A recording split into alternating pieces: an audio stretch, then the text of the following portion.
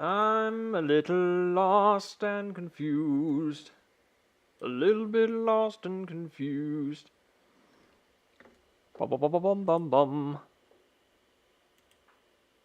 All right, let's get let's get to business here. Yes, doctor. Good morning, Cannon on a Hill. Good morning.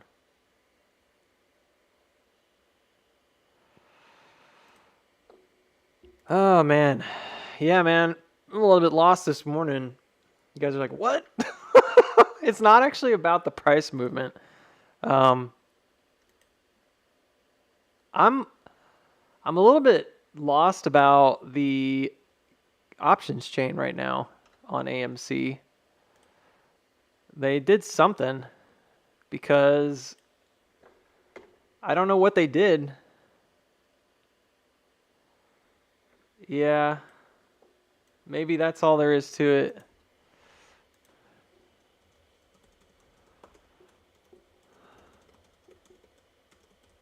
The spread just makes more sense that way. I have some 16 and 17 contracts for January, which at this point, who knows? Maybe they'll pay off, maybe they won't. If we get this big move, it'll pay off. But they got cut in half this morning, and I'm looking at the overall history of these contracts, and I'm like, what happened? Nothing happened today. Like, the jobs report was good, but it's more than that. It's like, it just doesn't usually change that fast. But I asked, and I think I asked the Discord. I think Darth Vapor is right. It's probably the spread, because sometimes that happens if somebody drops a really low bid and the ask is too far away, and then somebody gets an order filled or whatever low, it can drop the contracts. But it's like, it went down, and I don't know if you could even fill that order, but it got cut in half today. It was like really dramatic. And I'm sitting here like, what happened? Why would you get cut in half today? It doesn't even make sense to me.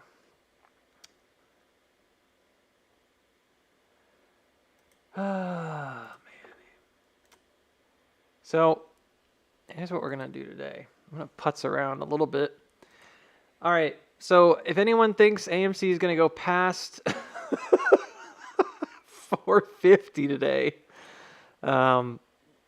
then probably disagree. It's probably not going to go past 450 today. So, I mean, it's just sitting there right now. I would be genuinely surprised if we had any kind of actual breakout move today. Like, I would be very, very surprised to see that. So, we'll see. Maybe, you never know. You never know with this kind of stuff. Man, that MACD is nosediving. I'm looking at the weekly RSI over here. I mean, yeah, you never really know. I mean, there's always a possibility that things go crazy on a random day, and a random Friday, but it just seems unlikely. So far, this looks pretty darn close to the expectations that we had, so we're in good shape. I don't feel particularly happy with necessarily like this as a spring locally, only because there's a little bit here that's a little off, and I know you guys are probably frustrated already with me about this kind of stuff, but it's just a little bit off. We'll keep this on the screen while I'm putzing around on this other chart. It's not horrible, don't get me wrong, and springs can look different in different time frames. It's not like every single one is going to be exactly the same, but on AMC here, you see how there's not really, like the selling climax seems to be right here. And this was yesterday around 15:30, which is this candle right there. So I'm wondering, like, is that supposed to represent the floor? And it could, because technically I think that's the place where, actually, I don't know. I think it jumped. See, that it would have to be that one though. I think it jumped this trend. Like that's where it jumped over. So it could be like the establishing of a bottom and then it's going out to try to break that bottom and it drops. But typically like a phase B, if you're looking at Wyckoff, typically a phase B, if it was a phase B, would be like you'd have an auto reaction, you'd have a top, that's pretty normal stuff. And then I'll try to make it a little bit smaller here so it's just visually better on this chart. Then when you go down, this is a breakdown typically of like this original trend here. So like it ends up looking a lot like a waveform breakdown, which is fine. But in a phase B, this will come up again. And then typically this is where you get that long creek. And so that bottom, while it can be really fast, like bounce and then just drop, that bottom usually kind of brings out the creek quite a bit. It's kind of like builds out sideways more. And we're seeing this on the big picture for AMC, I think, to a large degree right here. Like this is that creek building out. So visually speaking, I think it's all there, but on the smaller picture here, you see how there's like not really any kind of bounce. There wasn't any reaction that was substantial here. It just kind of barely hooked right there on Tuesday. So I'm kind of looking at this like, meh, I don't really see any kind of reaction. I would have expected this to go. So what I was thinking this week was we would come down, hit this gap. And this is what I drew out earlier in the week. And then bounce out. And then Thursday drop low. And then that would have given us like more or less like an actual bottom with like kind of a phase B rounding. And we didn't really get that. So there's no, it's just not really clear. Like this could easily not be the bottom is what I'm trying to say. And I know it sounds like a bummer. You don't want to hear that. But let's say this gap fills and it comes back up. And by the end of the day, it's at, let's see, where's the day end right here? Should be on this little line. It's kind of faint on the screen. But let's say at the end of the day, it's at, I mean, who knows? This could happen like a number of ways. But I kind of am starting to think that what they're going to do is drive the price down and like base out a little bit. And then they're going to create like a hook. And they're not actually going to jump this creek. I would be happy if they did. I would love to see them go ahead and jump over. Like, let's be bullish, for once. And, like, let's see it hit that, jump over, and, like, land on top of it going into Monday. That'd be really bullish. I would be happy with that. But if it doesn't, and it kind of does this kind of sideways nonsense, maybe even another top, and then it breaks down again, maybe it doesn't push this creek very much at all. And if it does, it, like, barely pushes it. I'm a little nervous that we're going to get, like, a big sell down and then a pump at the end of the day. Just to get up to like, yeah, it looks like it's intercepting like 449 right there. Anyways, that would not be ideal because I think then Monday you're looking at probably like a drop. And this would actually be where you come down and hit the low. Again, not the end of the world. If it hits around 425 or whatever, we'll keep an eye on it. I'm just kind of speculating here anyways. So this little pocket is going to be pretty important. In reality, even if you had, the potential for upside here, I'm going to simplify these, just keep them, trying to do a better job of that. this would be a little more bullish, okay? In reality, if you have potential for upside here, you'd want to come back and check the floor, and that didn't happen. So notice that it just jumped right back above 436, and then even though there's like a mild test on 438 right here, it doesn't really look like a good one to me. So I would still expect it to like kind of come back down, check this. Maybe this is how it could go. This would actually be even more bullish, weirdly enough. Go ahead and go down and then do a quick move around the top. Do I think this is likely to happen on a Friday, which usually has pretty low volume, usually has all the,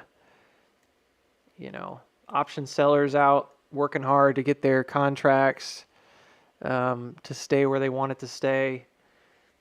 Yeah, I mean, this is pretty typical nonsense for a Friday. So my expectations are pretty low here. 2-hour MACD close to crossing up. I'm just kind of looking at this weekly indicator.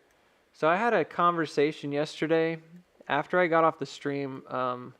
Labasura in the Discord did not like, and it's okay. I mean, I'm not like angry about it, but I'm just saying they did not like the idea of coming back down to 2. And I think they're not alone in that. I think there's plenty of people out there who would see that assertion that like, oh, you're going to come back down to 3s and 2s. Like, yeah, right. If you just kind of saw the chart that I posted yesterday and there wasn't a lot of explanation for that, I could totally get it. I could totally see why that would look ridiculous to somebody who's kind of just walking in like, wait, you think this would go back down to 2? And we had fielded some questions yesterday and some good arguments about fundamentals. And I argued my point, but I wasn't trying to dismiss people's ideas either. So there's a couple things that, well, I did dismiss some ideas. I'm going to own up to that because there were some things that were presented to me like, how could you have any kind of fundamental reason to bring it down, right? And then you have the election and you have earnings coming up. Why would those be negative catalysts? And those were some of the things that I heard yesterday when we were talking about it. And all I could think about was I couldn't help but imagine like, well, what exactly was the negative catalyst back here? I don't recall. I wasn't in the stock at the time when this first happened. I did invest once it broke out up here because I had kind of entered late. I got in around March and April. That's when I started with AMC. And I actually had been monitoring this for a little while, and then I kind of like left it alone. And I thought, I really want to get into something that should have a good recovery because of COVID. And I noticed that AMC was really lagging behind the others in the market in terms of recovery. And that's when I entered. That's how I got into AMC. I had no idea that it was part of the meme stock movement or whatever at the time. So I really didn't. I genuinely had no idea. And I didn't make that connection. But when I look back at it, I'm like, there really isn't I can't imagine there'd be a great fundamental reason. I remember there being dilution announcements and stuff like that during this time period. I remember later Adam Aron saying that he had that he was his because they did share offerings, the price rose, or he tried to like take credit for that by like basically drawing a correlation or saying a correlation was a causation back here that, that when we did the share offerings, the price rose like a ton. And I'm like, yeah, I do remember that. So maybe there was some of that going on, and that could be part of what perhaps now, I mean, I don't know for sure, but perhaps now that's what the reason we do go back down. We just don't know if it's going to happen. So it's very speculative, and it's kind of silly to think that, the chart is king and it's going to dominate when you don't really have a good reason for it. So when I look at this, I'm like, I don't really remember because I wasn't in the chart at the time, and I also don't know exactly when those dilutions were or those share offerings were. I could probably look it up. I definitely remember when Mudrick got out of their share offering. It was like a debt for equity thing or something. I don't remember exactly what it was. It was a distressed equity thing, but like that's what they deal in. But this is elections. This is November 2nd. And this is around the time that you have, I'm going to have to go back again. This is around the time you also have earnings. And so there was the same catalyst setup in 2020 that we have now. And I've been thinking about how, yesterday when I did the chart, and I spent like 3 hours, guys. I spent a lot of time. I went through every single detail I possibly could. And I tried my best to make it short, but you know me, it's like I really want to just kind of be able to explain it and leave it as it is, as best as I can. But this to me is an interesting picture of maybe market, we call it patterning, right? Or in some ways just kind of a repetition of maybe not the exact same thing, but it kind of rhymes, There's a repetition of setup here that's kind of interesting, and that is that you're going into another earnings report in November and another elections in November. And this only happens once every 4 years, right? So I'm looking back at this and I'm thinking about how, when we were doing the comparison yesterday, technically what I was saying is that this is that, and I'm not going to go through and redo it all, but this is the bigger arc, and this is like a 50-50 around that arc and around that range. So if you look at the core imagery here, what we're really seeing is you're seeing a 50-50 around this arc and around this range. And it's built out on the basis of how high this move right here went. And without this going as high as it goes, you don't come back and hit that parallel that we talked about basically perfectly, and that's the one that we were talking about yesterday is coming down through here. And how when you look at the greater picture, that's the same parallel that the current range is sitting on. I mean, it's literally the same setup. I mean, I don't even know how to describe it except to say it's basically the same. So what's the disconnect? Well, the disconnect is timing, right? The timing is not the same. And there's no way you can argue that it is. In order for this to be the same, back in September, we would have had to have broken out, and then we would be already heading down. Starting in October, right? We'd already heading low. Instead, we're kind of in this place where we never really left, so we've just kind of meandered. So if you're looking at the setup, we did jump this creek here. We did jump this parallel, and I'm not going to completely recreate the chart. I'm really not. But I want to just address this because I think it's important, right? We did jump this, but right now we're just kind of coasting down. So if we were looking at these as a comparative model, we would have to say we never left. We just kind of went down and slumped. And now we're in early October, right? Which, on this chart, it's way over here. So it's almost like the whole thing is different for a lot of reasons. And you can't even really compare them in some ways because this doesn't work, But it was September 13th when that jumped over. This is the actual line right here on this chart, this little pink guy coming down. And it did jump over, and that's what happened here in August. It's a month behind. Well, you can't take something that's a month behind then and try to apply it in terms of catalyst timing to make it look exactly the same. It's just not going to happen. It's not synchronized. So there is a disconnect. And one of the questions is well, then does that could that possibly even act as a negative catalyst? And all I can say is this, okay? I'm not going to sit here and pretend that I'm the end all be all, that whatever I think is going to be what definitely happens. That's silly. All right. We know that the market is made up of possibilities and probabilities. And we also know that there are some times where it just comes down to interpretation. Somebody thinking that this goes up into earnings or this goes up into elections and that it rallies that whole time period would probably prefer this setup right here. This is actually just a continuous rally through mid-November. Now, the person who was questioning it on the Discord didn't even really address that. All they could see was this low here. So they were thinking, maybe it pumps up and then drops. They were saying, well, what's the catalyst? Why would it drop? And all I can say is that while I don't believe that um, the election and earnings is necessarily a negative catalyst, there's definitely a possibility it's written off as it's being priced in. And that happens quite a bit in the market too, where you run up into that date and it's kind of feels like positive news. And then it's really being used as a way of kind of selling off. The same thing happened here after FOMC. This was generally it was thought of as positive news for small caps, and small caps rallied and broke out over their creek. AMC did not, and you can see there's an influx of volume in this little pocket right here. I'm going to highlight it on my screen, but it starts on the 13th, really pinnacles on the 26th, and then it's been kind of rounding out ever since. It's this little zone right here. There's a influx of volume on this push down, which makes sense. If you're going for a spring, you have to have an increase of volume. You just have to.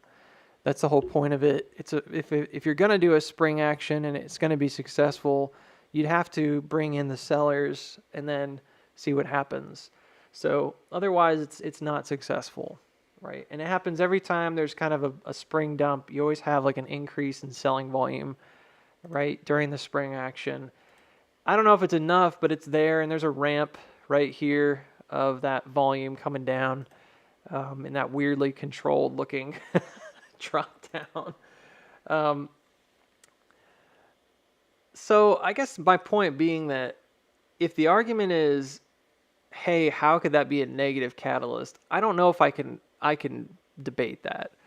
Like I genuinely don't think that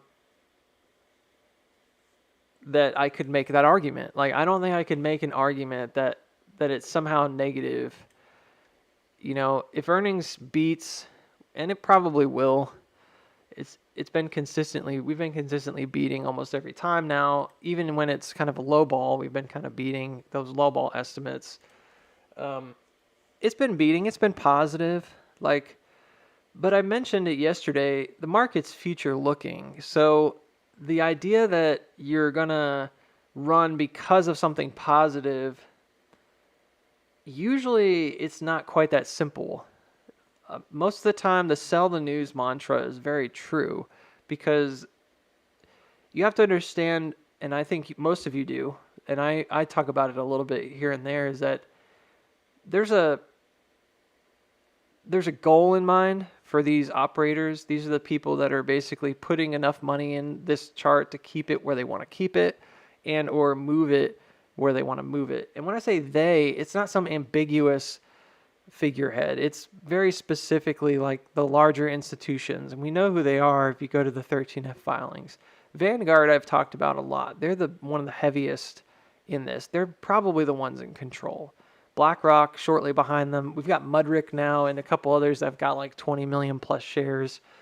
They have a huge vested interest in this, and they're putting money when they need to trade it until it's time to kind of mark up or mark down, and then they're going to really put down whatever they're going to put down, whether it's selling or buying. And so those are the main operators. It's not some ambiguous they, like they're out to get us. We know who they are. And they have a lot of money and they have a lot of control over the price movement because they have a lot of money invested. They're controlling the supply and demand, basically, the levels that you're moving through, okay? You're putting just enough to not break out or to do the head fake or whatever it ends up being. And vice versa to the downside. When they don't want to go down, they're not going down. They're buying it back up. So when I look at this, I'm like, I don't really think I can make that argument. And I think that's a fair criticism. It's like, what argument could you make that for some reason we go up and then we drop really low? Well, it's not a fundamental argument. It's not really even a news-based argument. It's purely a technical argument. And the accusation was that I'm basically charting in a vacuum. And at first I got really annoyed because I was really tired. And you have to understand, like, I'm a human being. And when I get tired and I get kind of burned out, I tend to get kind of defensive because I'm like, well, it sounds like you're just sort of attacking me. You're not really giving any reason for it. You're just kind of throwing it out there. Like, it's easy to spend. It reminds me of It reminds me of art school because you could spend, man, you could spend 50 to 100 hours on a project. Sometimes I would spend even more. And you take it in, and it doesn't matter how much time you spend on it. If there's things that are there to critique, people are going to critique it. And it's totally fine. It really is, because at the end of the day, the goal is to improve. And if you consider that your goal, it doesn't really matter if okay, it's not perfect. What can I take from that and get better? And there's always like positive comments as well. You don't just take just negative, but it's like that's what kind of reminds me of, is like I could spend 20 hours on this chart. I could spend thousands of hours on these charts, and I have. And it just takes one person to come in and say, "Yeah, I think that's garbage." And it takes 2 seconds to critique it, because you coming at it from a fresh set of eyes. You have your own preconceived notions, and then there's often like a chink in the armor.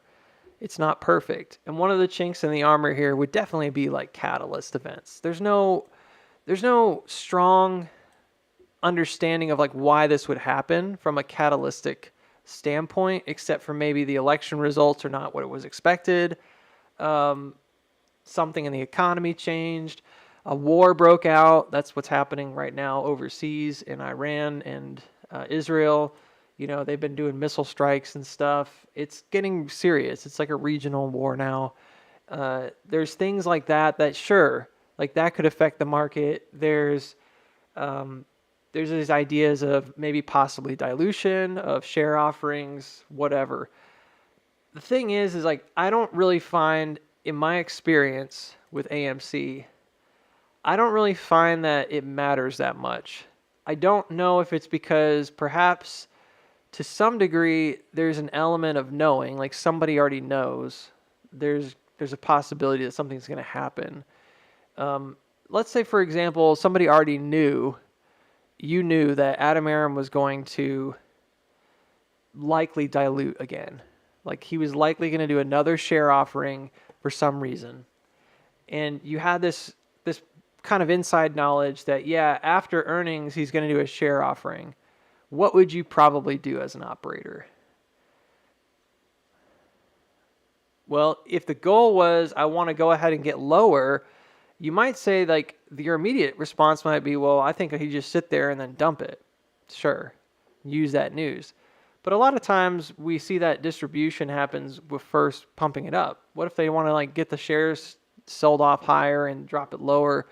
That's what happened at the beginning of the year, way back in like January, February and stuff, when they pumped it up twice into earnings and then dumped it off of the share offering, right? They pumped it up to like $11 or whatever it was.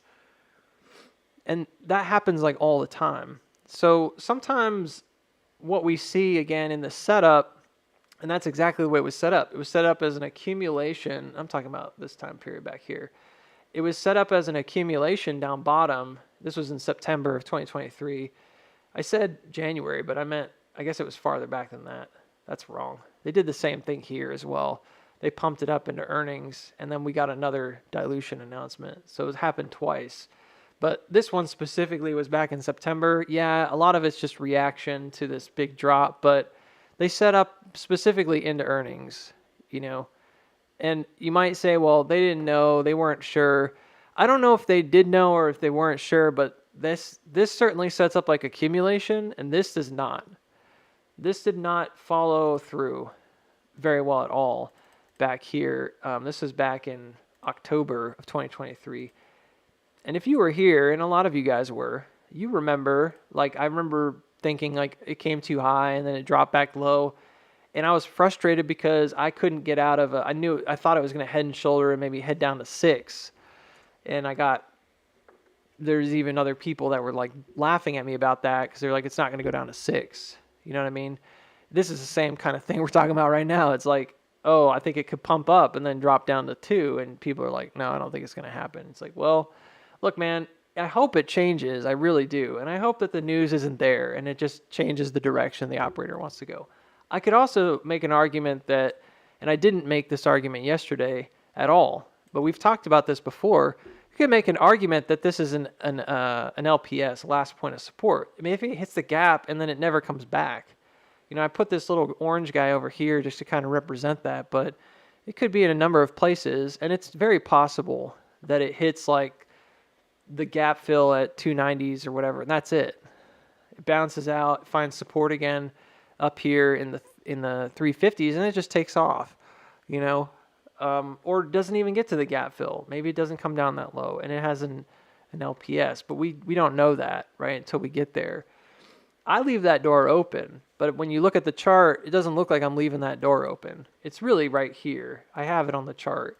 This idea that like, yeah, you may not come down all the way, it's very possible.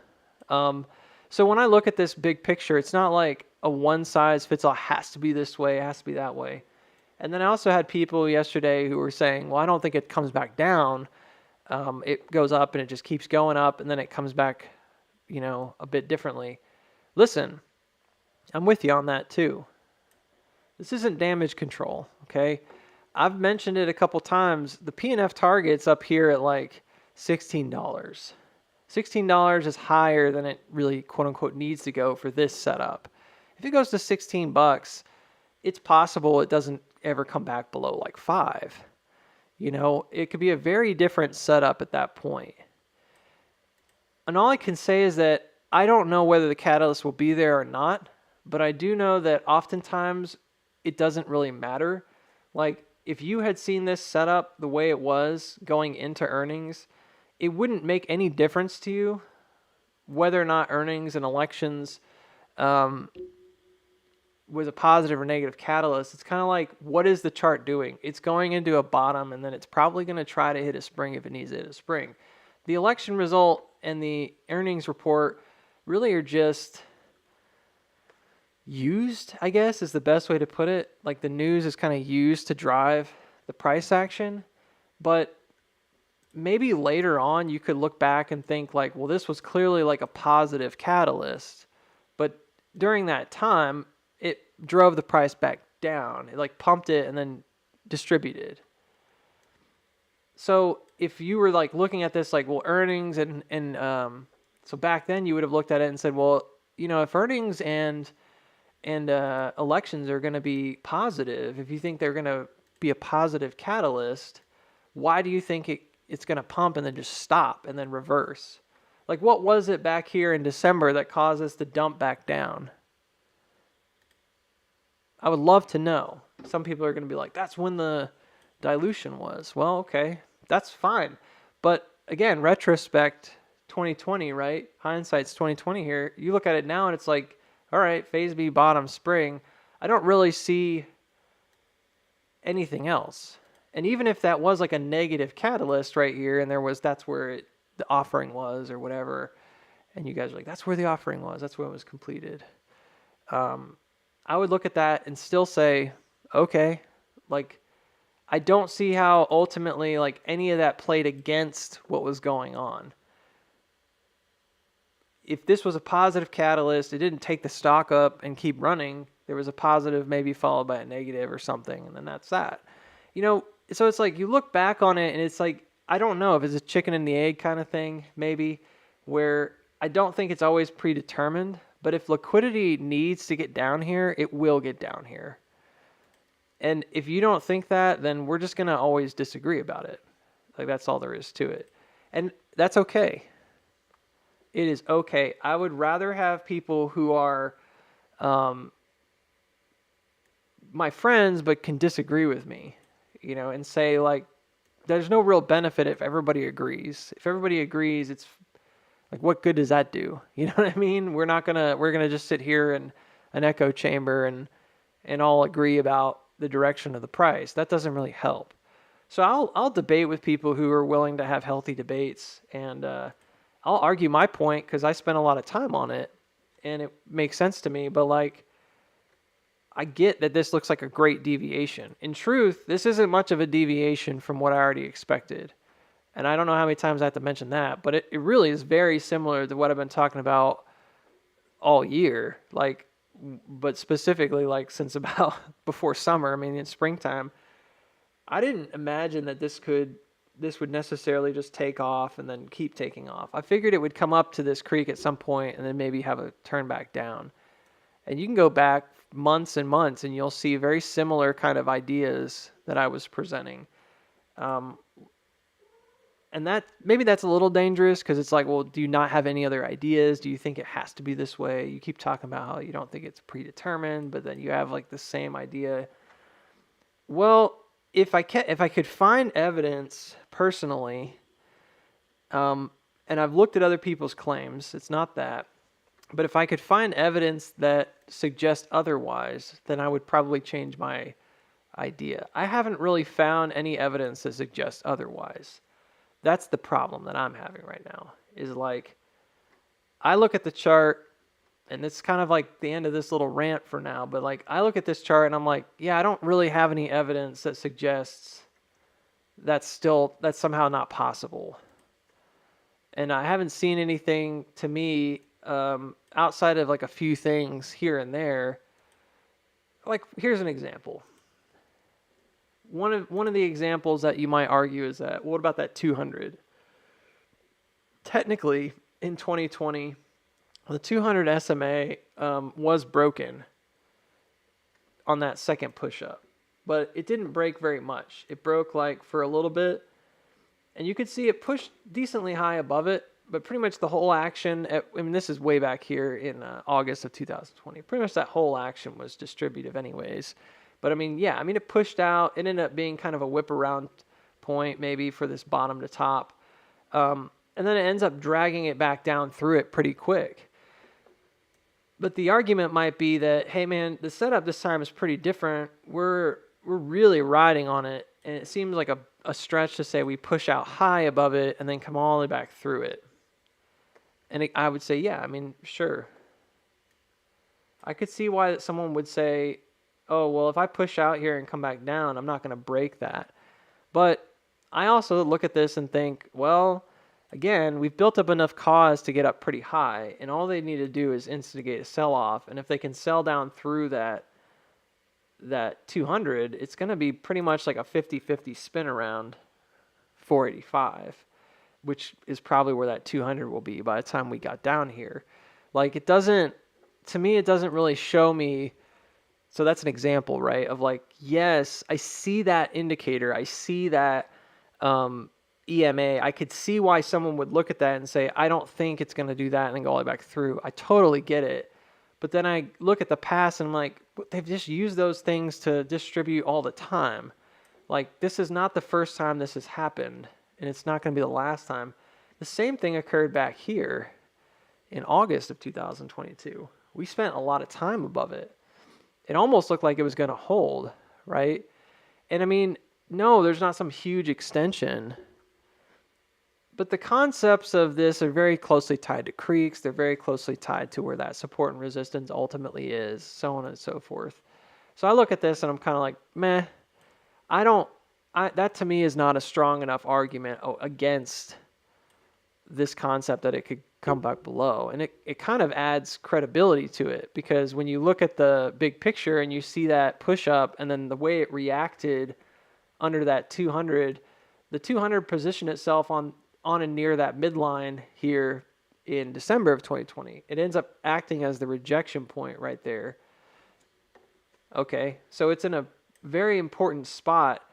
If you look at where it is before this takes off, it's very close to like the center liquidity, and basically close to this, we'll call it a center line, I guess, if you want to call it that, or center liquidity here. But it's also like really close, comes very close to this downward. And we're below it now, But I guess my argument is like, yeah, I could totally see that being the case, though, if around that 485, if it's just kind of wrapping around this point, it doesn't really go against what I'm saying, is what I'm trying to say. Like, there's a really clear kind of bounce that could happen underneath there. If this pumps above, great. It looks like a breakout. They redistribute and drop it through. You're going to get a 50-50 swing around it, and look at where it is. It's like, so it's kind of a catch-22. Like, it would provide a bull with, here's a case for why this won't go below it, but it provides me with a case of like, that's kind of the way they use it though. They've used those indicators at different times to mislead us. And so it's like not a stretch to think, oh yeah, I could use that as a big wave whip, like a double flush 1-2. That's exactly what they do. They use those those non-leading indicators to feign a breakout, and then they go back through them.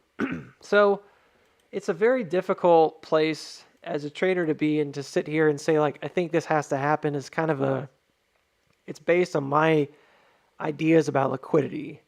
And I think a lot of people are still looking at this big, very historically huge volume breakout and saying, yeah, it's a breakaway gap. You don't need to go back down. There's no reason to come back through here again.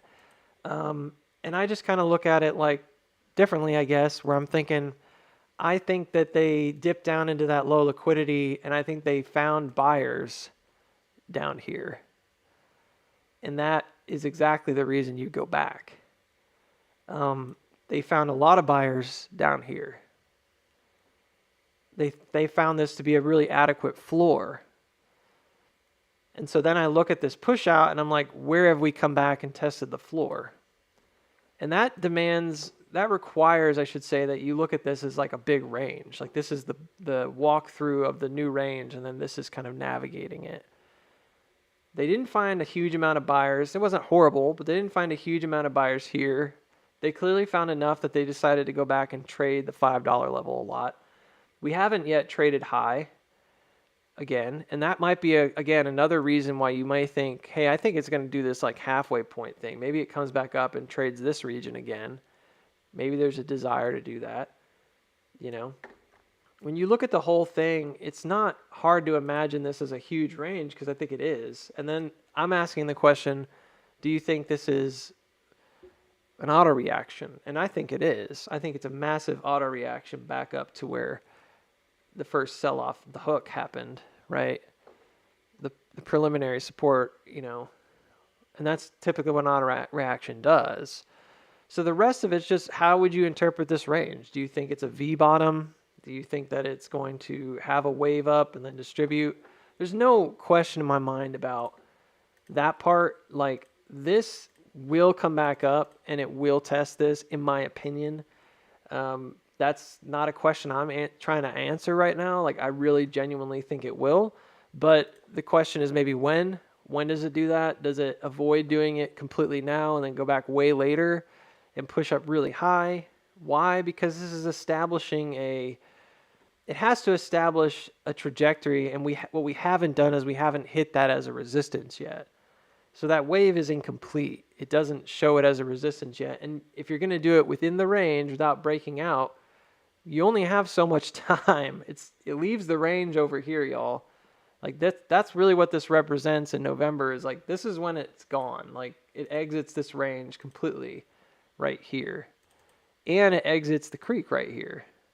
So if you're going to test that trajectory within this range, you have to do it before November 22nd or 27th, period.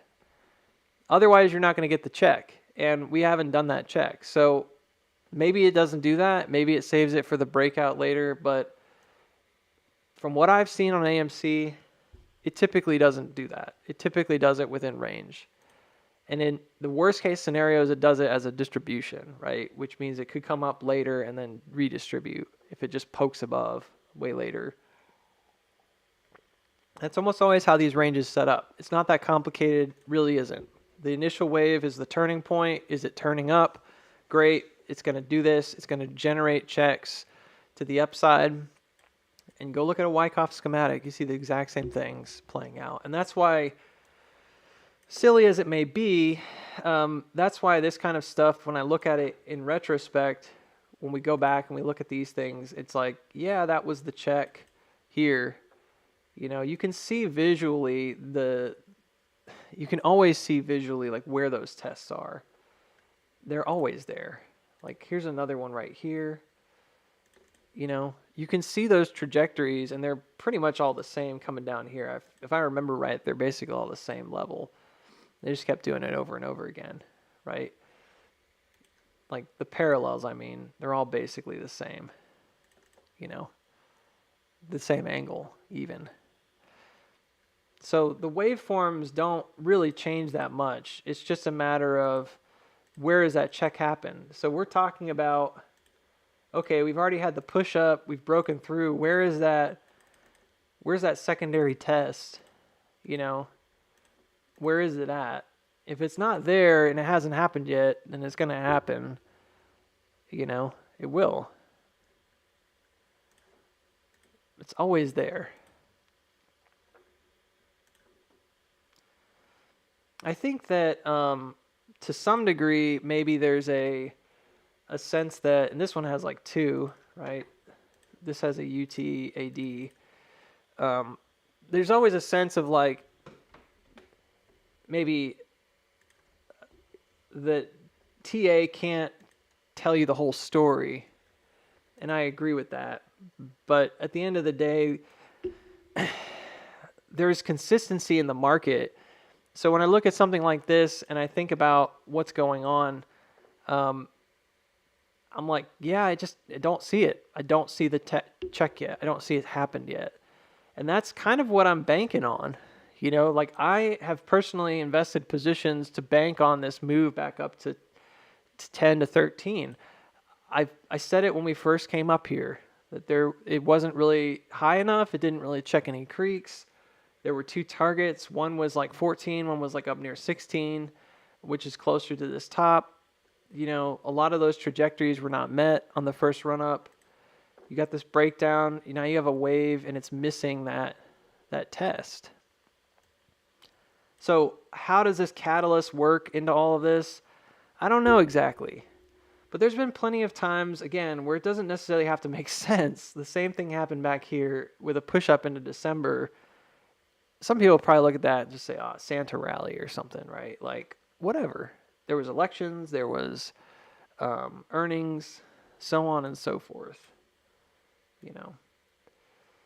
So what I'm trying to get across is that I understand if you have objections to the idea of coming this low, that I can't really persuade you of that. It's not going to be an argument that I'm going to make, because I don't think that it's an argument everyone's going to agree with. I'm just going to say my piece about it, tell you what I think about the market on the whole, that I think this is the way it works, and that I don't really think that there's ever going to be a reason that you couldn't come down here. I've seen way too many stocks and way too much crap on AMC to believe that they can't do something like that. I think it's a bit ludicrous at this point even to suggest that can't happen.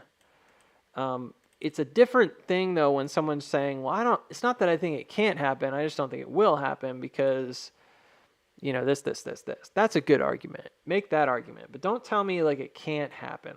I can't abide that. I won't. So we're not going to agree with it if you just say, it can't happen. If you tell me maybe you have other ideas or other reasons, okay.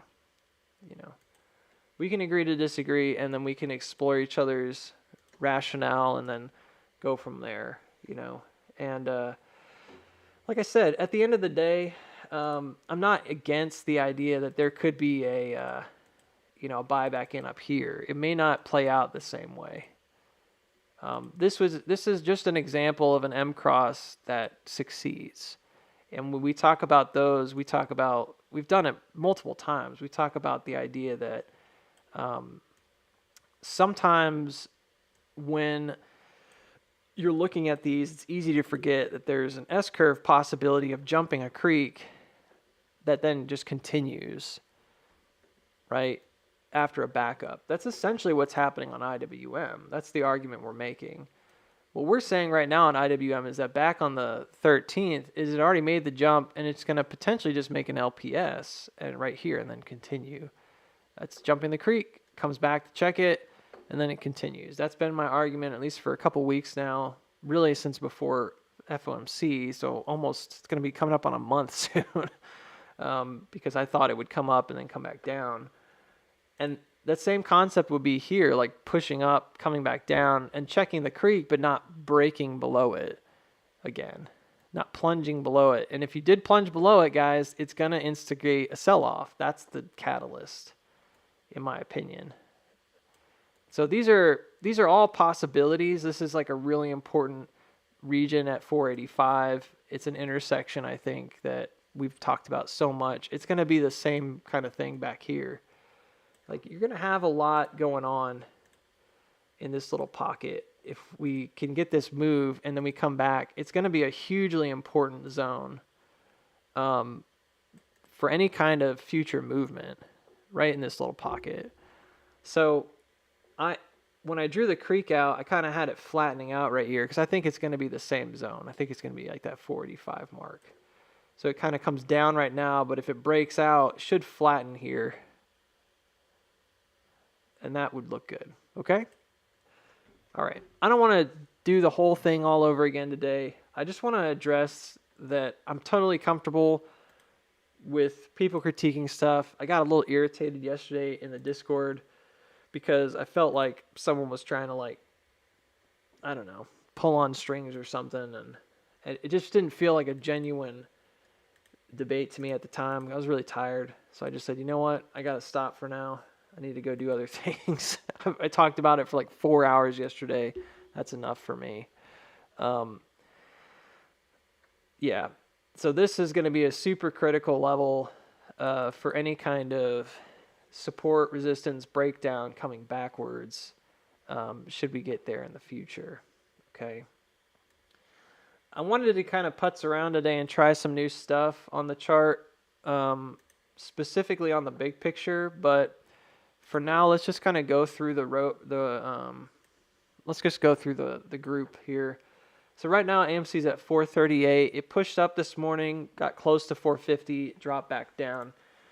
Not a huge deal, unless it came really deep back below the floor.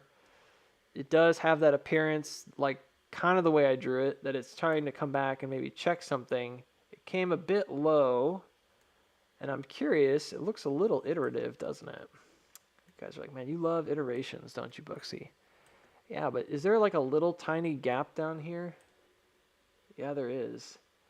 There's an itty bitty gap right around 33 cents to 32 cents. This closed at, let's see here, 433. What the? No, they close and open at the same value. This is like a visually looks like a gap. Maybe it's not really there. Nah, there's nothing there. There's no gap there. Anyways, I thought there was for half a second, and then it started making me look backwards at like this, like, oh, that's interesting. Kind of did the same thing. It may be like a mild copy-paste type deal, you know. You can see it visually. Hopefully don't need to like explain that too much. This kind of push here, and then this push here. They're both kind of doing the same thing. They're testing this 15-minute EMA too, which is kind of nice because it gives us an easy visual to see right there. So we'll see. Does it continue down? Go ahead and get the low again. If the desire is to run it next week, if that were the desire, there's one possibility that kind of leads that way. Or the week after, you might go ahead and get the low if you're going to do another dip. Otherwise, I would imagine it'd be next week. Because again, I think 450 is going to reign supreme. So somebody's selling it down again off the same level. See those two spikes? It's the same level. It's right off of 440. They're selling it off 440. So there is kind of a floor there.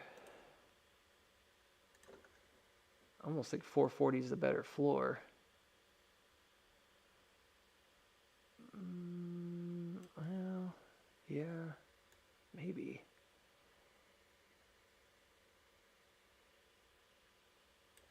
It's always weird when I look at this kind of stuff and it's like on the micro level.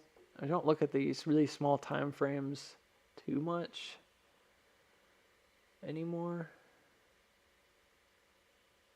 It's like a 4-cent range. There's a little pocket here. It's like a shelf. Anyways, you can see the direct comparison here on those jumps. And then you've got a creek here that was leapt over. And now we're coming back to check it again. and you can see it pretty clearly. So let's take a look at one other thing. So like anything else, I like to look at these trajectories that go up along the cat ears because they usually indicate to me some kind of a directional preference for bulls. Like what are they trying to hold here? So what is that? It looks like they're trying to get back to 5. It's $5 on the penny.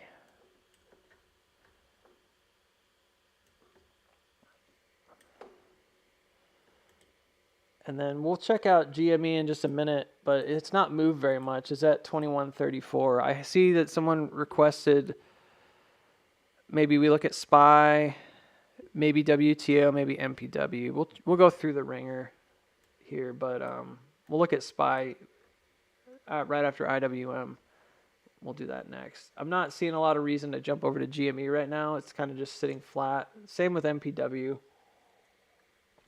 Although I think MPW had a creek jump, so we'll have to check to see if a gap fill would ruin that.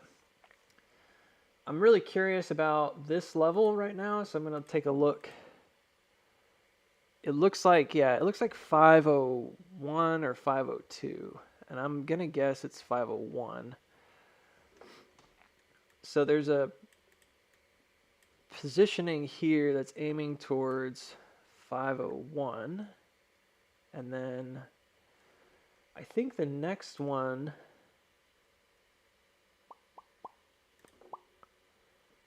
is pretty far out. Far out, dude. Please don't do that, Booksy. Don't do it. I think the next one's over here. This one's tough for me because there's too many like wicks. I want to say it's there though. Yeah. So there's another one here. This all makes sense because actually that looks like it's going right towards that level at 570. So you got two pretty simple to understand movements here, and I would argue that actually it makes perfect sense because if you look, this is the wave here. Look at the first breakdown. There it is right there, and then you get another one. Almost exactly the same, but not quite. This is another M cross, right? You get another one right here. So notice the continuity in those levels and how when you look at where were they trying to get back to on each of the breakdowns, it's like you're trying to get back to this one. Now you're doing something similar again where you're getting that kind of movement. It's also trying to get backwards. So there's always like a goal to go back to. It makes perfect sense. And if you think about the logic of a wave, as you're going down and you're trying to turn back up, you should have targets that point back towards previous resistances. That's not a big deal. I'm not using this necessarily as a way to time out everything. Sometimes I'll try to do that, but as we know, that's not always super accurate because certain je ne sais quoi. We'll just call them pivot points because certain times those intersections are like pivot points and they're not really representative, and there's other reasons for that, and we went through that quite a bit about a month ago because we were looking back here about a month ago at in August, mid to late August, how some of those pivot points don't actually represent targets. They represent almost like an anchor, like a pendulum swinging, right? And so you have this concept. You guys know what a pendulum is, right? You guys are like, yes. Well, some people here are not like native English speakers. So if you don't know what a pendulum is, you've seen like a clock, like an old grandfather clock or whatever. And the pendulum is the big ball thing that swings back and forth. So when I say pivot, that's specifically what I'm talking about. Like it could represent the pivot on a wave. There's actually some cool tools you can use. I don't usually use them, but there's some cool tools you could use on like speed resistant arcs. There's also fib wedges. I think there's one for GAN. Where is it? I thought there was a GAN. I think it's built into the square though. There's actually a fan in the square that's like that too. So I don't really love these though, because if you do it, they're cool, but as you scale, they can really drastically change. So you have to get like the right scaling. It would be like that. And then you'd have to like lock it. And this would just be a way of understanding, okay, there's a potential pivot here, but I can't adjust the chart again. Otherwise it doesn't work. So this could just give you an indication that like as you move forward, for example, just as an example, let's say this was a target and it does end up hitting near there. What this could represent is how it maybe navigates. So it could break out here, and then it could end up kind of checking each of these levels, which, I mean, looks right to me. Going back to the upside. I mean, this certainly looks like a possibility, you know, but that could be a way to understand how to maybe visually see where those resistances are. I think this first one, this 768, looks pretty good. That one looks pretty good in terms of like where it is on a creek jump. The 618 kind of just looks like it's on this parallel at 475. Doesn't really make a huge difference. But if I looked at the chart on the whole, and then I went back and said, you know, could both of those be true? Then here, let me do this. I mean, it's possible. I don't think it's unlikely or improbable. This could be built out in a very similar way. Maybe doing it the way I did it before, but just taking it a step further. And maybe this is where the breakdown happens at like the 0.5. So it's like a halfway point between this bottom and this top, you know, roughly. Sure, like that could work. Anyways, so that the problem is that I don't think that using these is necessarily a good idea as particularly as targets, because they might give you an idea, but it doesn't necessarily mean you have to hit there, because something else that happens is that sometimes this will advance and it'll maybe come across this bottom, and this ends up being kind of a pivot point for the middle of a bigger wave. You can see the wave pretty easily here, like starting here and going back up. That's very slow. But my point is that sometimes that represents more of like a like a middle, and that's the issue. And this is what's happened kind of frequently for us, is like, oh, yeah, but it's really representing like the middle of a wave. And those are very, very different outcomes. So I use these, though, every now and then just to check to see if we still have targets that are up above and like where they're pivoting towards. And that, in the back of my brain, what I'm thinking about is like, that's sort of confirming where those levels are for me. Like, okay, we knew 5 was important. We knew 5.7 was important. Is it still important to the trades, you know, as the trade's moving forward? Is it still being targeted? Yeah. And then it's just more confirmation that you got the level right. If you were wondering, like, did I get this level right? Is this correct? Yeah, I mean, you can see it. Sure. So during a Friday breakout, would this be something that could be possible? You know, yeah, I think could be possible. Is this a little slow? Yeah, it's a little slow. You know, the other thing here is that it doesn't really do it justice in terms of like the timing that I already have. So it's just another potential theory. Okay. But sure, there's some pivots there to the upside. They seem to be accelerating. That's always a positive. When you get these moves down, you want to see acceleration back to the upside. You want to see the trajectories increasing in acceleration. If they're not increasing in acceleration, it's not a good sign. It just isn't. The only time that typically happens and it starts flattening out is if we're going to do like that curtain drop thing. We've seen that before, where it starts like flattening and then it drops. You don't really want that. You want it to kind of continually have more and more resistance going down, more pressure. So you want to see those accelerated moves back up, that they're looking stronger and stronger. And that's what this looks like. So that's a good sign right now. Anyways, this is just an idea. It's not impossible. It looks pretty good. Maybe you have, maybe this is a little different though. Maybe this is like the pivot on the low, like we're saying, and then it kind of moves up from this point. So it's not a black and white scenario. Okay? Anyways, I'm not going to spend any more time on that right now. I just wanted to kind of look at this small term and see what was going on before we move on, because it started moving back down. So it looks okay. We'll just kind of wait it out. It hasn't found support yet. I'm a little nervous that maybe this little dip early on represents 420, 429. Might actually represent the phase B bottom. If there's going to be a bottom here, and that we might need to dip slightly below that.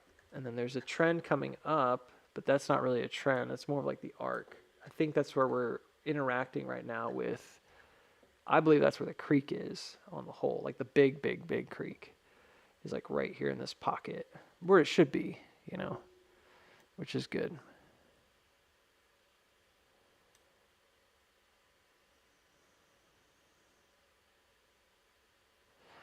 I think 2 weeks from now, max pain 5. Well, max pain is going to stay the same until it doesn't. We already talked about this like a million times, so I'm not going to do it again.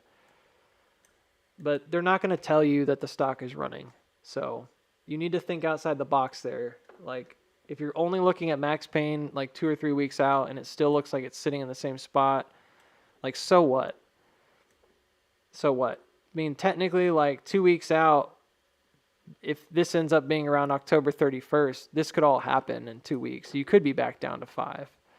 But the idea that like it's got to chop up for 2 weeks, back to 5, maybe that's what happens.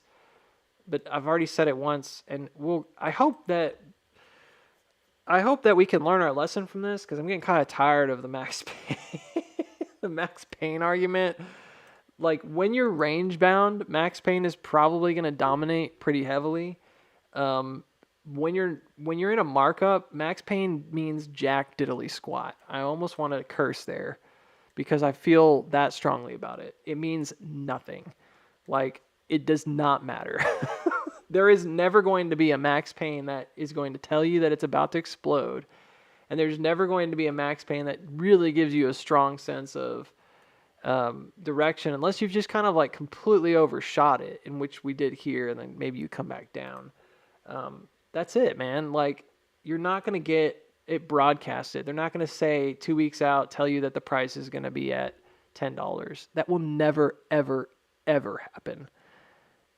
I've never seen it happen the entire time we've been in AMC for the last 3 years. That's a lot of weeks. 52 weeks times 3, right?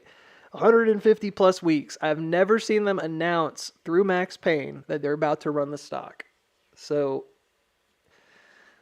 if people are buying all kinds of in the money stuff, it's going to just look like it's all sitting at the same place. They are notoriously good about hiding positions. They are not going to broadcast. If they did have any positions, they're not going to broadcast them to you. So by all means, if it doesn't break out, I don't know how you trade it, but you could always look at that and say, yeah, I was right. It was Max Payne. Well, if it doesn't break out, yeah, it could be around 5 still. But that's like saying the earth is, looks green and blue from above.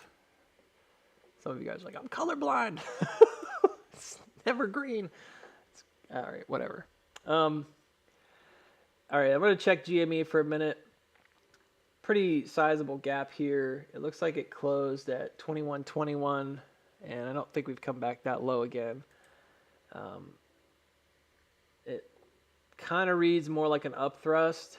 The GME is a little odd because it makes these sideways motions look like really strong. It does this bizarre thing, and it's not like a one-time deal. It's been doing this all along, and I don't really know why. Exactly why this does this, but GME has this tendency to kind of go flat, and it looks like it's going to do the curtain rod thing, where it drops off a cliff. It doesn't always drop off a cliff though. Sometimes it's just the way it builds out. It takes a long time, so I have to be a little skeptical. But this is roughly where I thought it would be if it came low. If it can hold high, it should hold here around 21.63.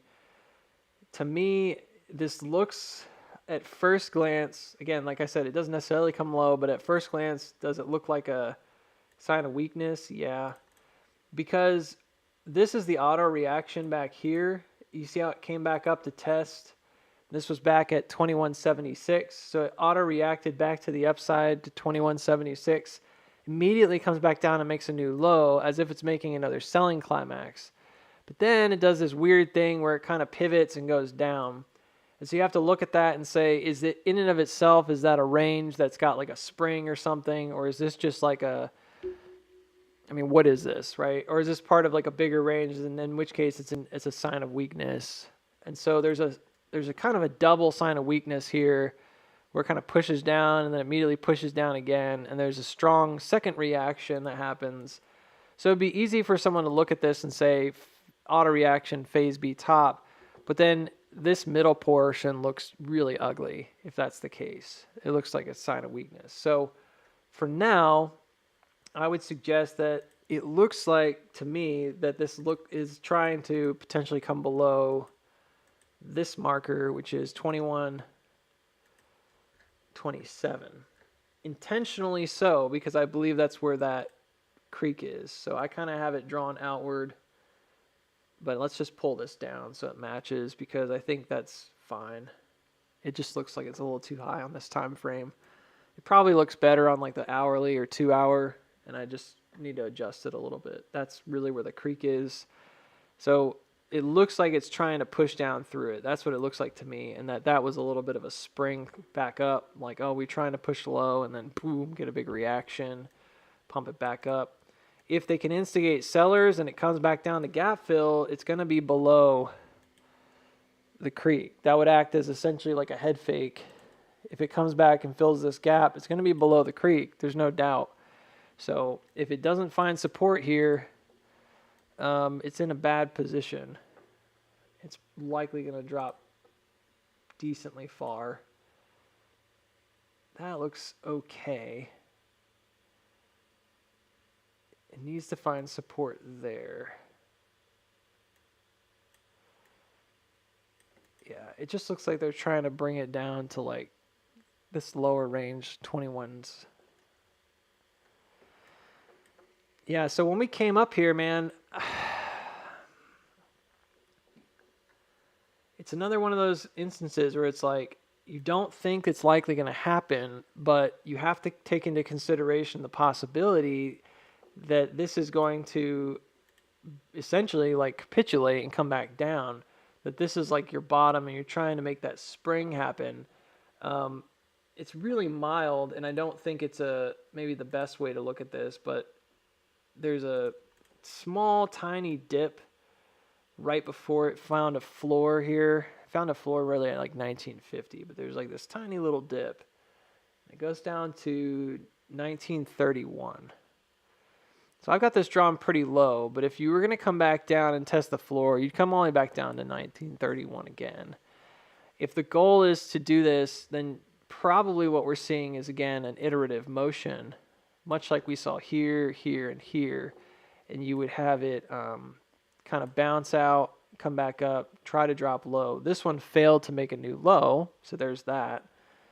You could fail to make a new low, and that's what I was saying. Maybe that happens at 2150, maybe that happens at 2050. Both of those are possibilities in my book. I could see either one. But on the whole,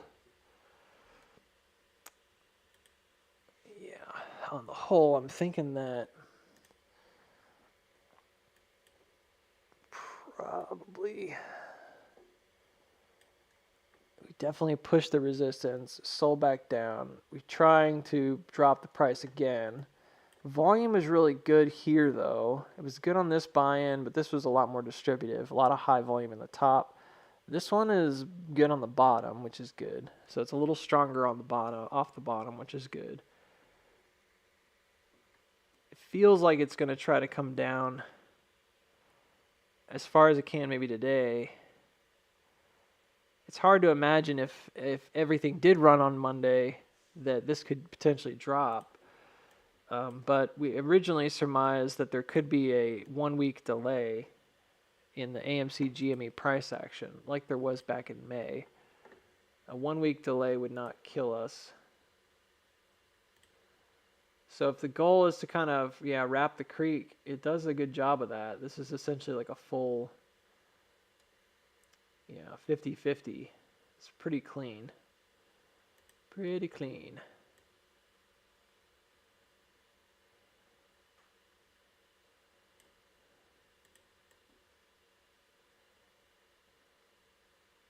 When I say clean, I'm saying that the setup looks kind of obvious and it's got really clear points of connection, intersection. So, yeah, it seemed unbelievable back here when it was rallying at the end of September, and I was saying, like, I thought maybe it could come back down. It doesn't ever seem like it's going to do that, So this is about a halfway point where we're at now, and then there's another potential low down here. And those are the two potential bottoms or potential targets that we have. Both of those could hold, but for now it looks kind of distributive because, again, it's pushing up really high here, and then it's got a sign of weakness. So if I had to venture a guess, I would guess that it's going to come back down. It may not do it today, and it may not do it at all. But we'll see. Today could just be stuck at 2050.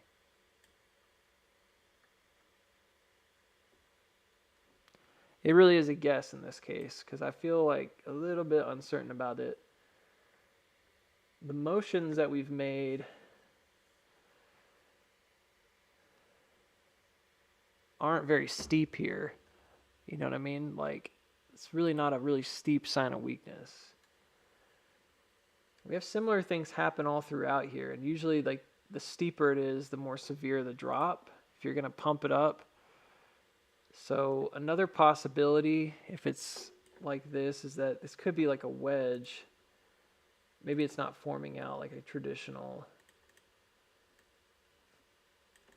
distribution range. Could be more like a widening, not a wedge. In which case, we kind of have to just wait it out and see what happens. As technically, that could break back up, and it would be pretty strong if it did.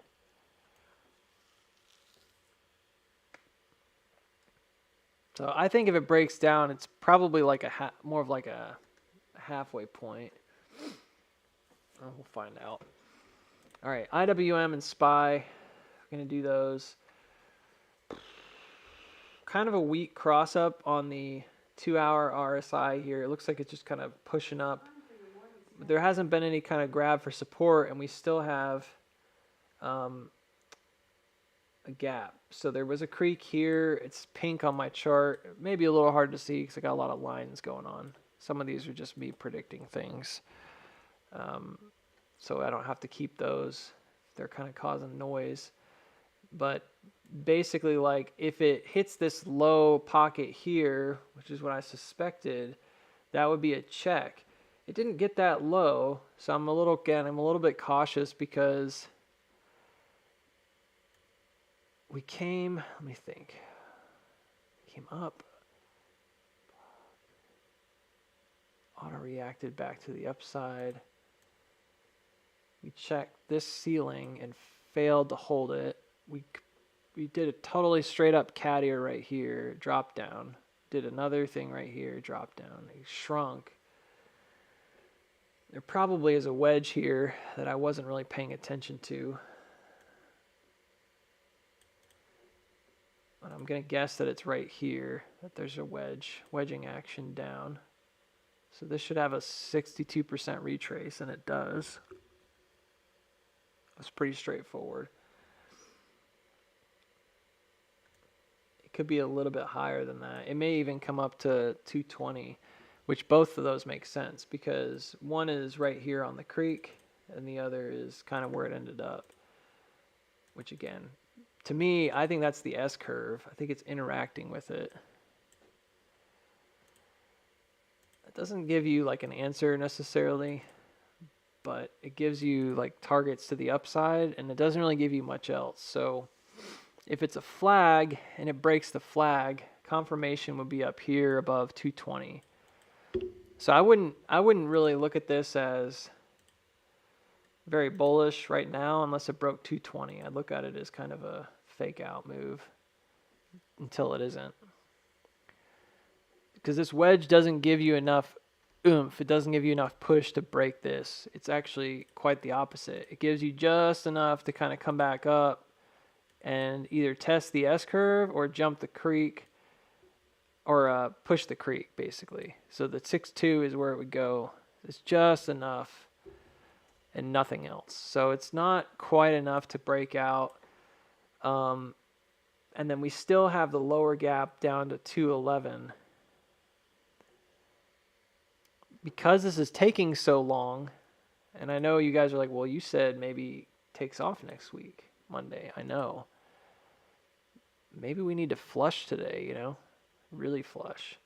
Because this is taking so long, it begs the question, if it continued to drop, where could it maybe intercept the creek? And there's actually, it looks like there's another gap right here that I missed. No, that one was filled. Never mind. Frankly, it could intercept the creek down at 211. It seems a little weird, but maybe Monday will be like a down day. It's kind of backwards. Monday could be like a down day, and then Tuesday could be the ups.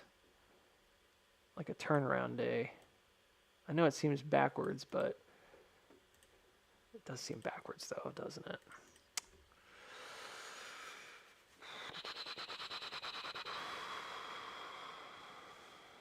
Well, let's just dump it then. Like, I kind of rather just get down there today. I kind of would rather have like a really red day. Maybe we start this day green and then it ends up being really red across the market. That actually might be better. Who's to say we have to go fill that gap, Booksy? Nobody. You know, nobody. But if we don't fill it, I'm going to keep it there because there's a couple gaps we haven't messed with. One of them's here at 211, one's down here at 202. So if it doesn't fill it now, we're probably going to come back later to 200.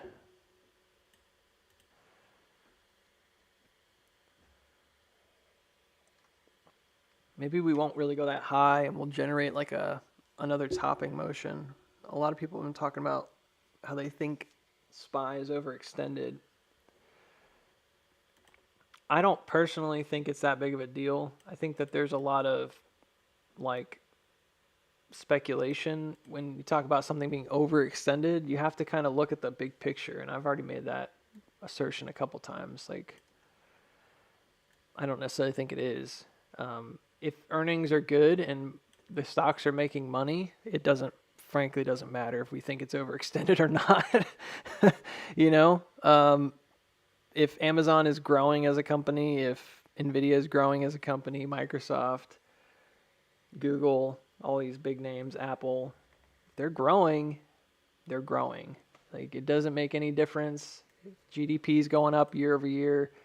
It really doesn't make any difference if we think it's overextended. It's never going to have this kind of crash moment that people are expecting unless it's like some huge cataclysmic event.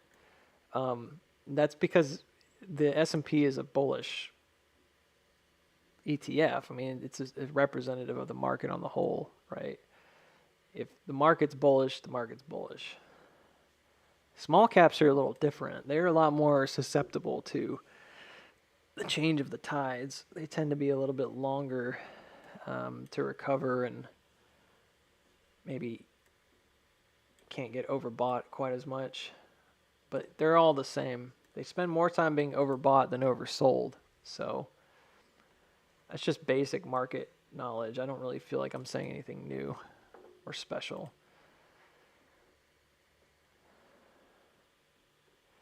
Yeah, I don't know, man. I kind of wanted this to come down faster, and it just didn't. It's been really holding up here, floating high. It's possible that we're gonna just kind of hold the higher creek. I mean, that's also another possibility. Maybe we just don't go. It is there. I find it to be a little bit silly though. Like why? Why bother? I don't know. One thing's for certain though is that the original S curve that I drew out, as much as I want to say it's gonna play out still, there's no, aside from like redrawing it and doing it more according to maybe the outer moves here. Like I could have done this slightly differently, like here instead of over here. That's about the only way you can kind of fudge this. Aside from that, this pivot is today, so there's no change in that at this point. This would be like a huge macro faux pas on my part because it did not advance here. Doesn't mean it won't, just didn't yet. And I actually kind of had already given up on it, I guess, because I already had it kind of pivoting here and then maybe going up later. So there's that. Let's check out the S&P. This is WTO. WTO. WTF, WTO. Man, it just keeps ignoring any chance it has of recovering. So it's just really pushing low. It kind of reminds me of AMC and GME, where I don't want to say it's the same. It's not a meme stock. It's a penny stock. But it just reminds me of that proclivity to just kind of ignore maybe basic waves. And we even had this like attempted catch on a wave back here, and it just failed to hold it. And then the compression down, maybe loading up on shorts and really holding fast to keeping it down as long as possible, and then having these kind of sporadic upbursts. That's very typical though of a penny stock. So I got to just say that also. I mean, if you look at penny stocks, they're almost all the same. They stay really low and they chop down until all of a sudden they explode. I've mentioned this before. I'm going to just kind of venture it again. I'm going to ignore this stuff because it didn't happen. And I'm going to look at this and just say, look, it's right now, I think it's in a channel. And that channel is, unfortunately, it's really struggling to kind of find its traction down here. I'd have to say that I don't think, unless it comes, again, I've said this before, but unless it comes back above 50 cents, I'm not a big fan of this. And I think it probably, even though it didn't do it here, I still think it probably tries to come back up to 55 again before too long. However, the way this is built out, it may very well not do it until it gets, I mean, frankly, it sounds silly, but it could be like way later and just never get back to 55. It might just try to displace it until it gets low enough to where it can reject on 50. It just depends on the operators and what they're trying to do. I've looked at this fundamentally, and I will say this. WTO doesn't really seem to have a huge reason to be selling off the way it is, aside from like a dilution announcement back here, but it's already completed that offering. And I think that's probably what we're seeing with these high volume spikes in this area from like the 13th through like the 16th is the offering being given out. And then I think there's a large part of it being sold off 65 cents. That's where that offering was. So unfortunately, after doing a reverse split, they basically just diluted. From a fundamental standpoint, I said there's not really a reason. The company's not been doing as well. It's been like losing money over time, but their deals that they've made have been really good, and they're in emerging economies. So there's still a huge amount of potential for it. The one thing that bothered me about their fundamentals was that they, for some reason, they got into the monkeypox business, which is super strange to me. Like they had nothing to do with medical stuff at all, and then they randomly just bought like a lab. We all know how well that went for COVID. So maybe the part of it is like, why are they doing this? I don't know. Why is this like tech company going out and buying like a lab to study monkeypox? Are they trying to like get to the vaccine? That seems like a weird business decision. like a Hail Mary decision or something. Like, why are you doing that? We find the vaccine first, then we're going to be rich. It's very bizarre. It sounds very like grabbing at straws kind of thing. I mean, they're not wrong. I guess if they got the vaccine, they could sell it, and this stock would rocket to the moon. That would be something that we would never, ever, ever live down. We could talk about that as long as we live. Remember that time we got in this weird penny stock, and some people bought in, and it was like a really bad play at first, and we were like thinking it was gonna be good, and it didn't really pan out, and then randomly they solved the monkeypox crisis, and like, wouldn't that be the weirdest story? That's like, that stuff doesn't happen, right? So I find it to be really odd. I thought that was really bizarre. I don't really have a lot of fundamental analysis beyond that, and I don't think it warrants any either. I think this is a difficult one. It's got to break above 55 cents here, and there's just a lot going into this. I think around 55 cents. So I'll see what happens, when it gets to there. Otherwise, I'm gonna leave it alone. Let's look at SPY. I said I was gonna look at SPY, and then I went to click over, and I got WTO, monkeypox.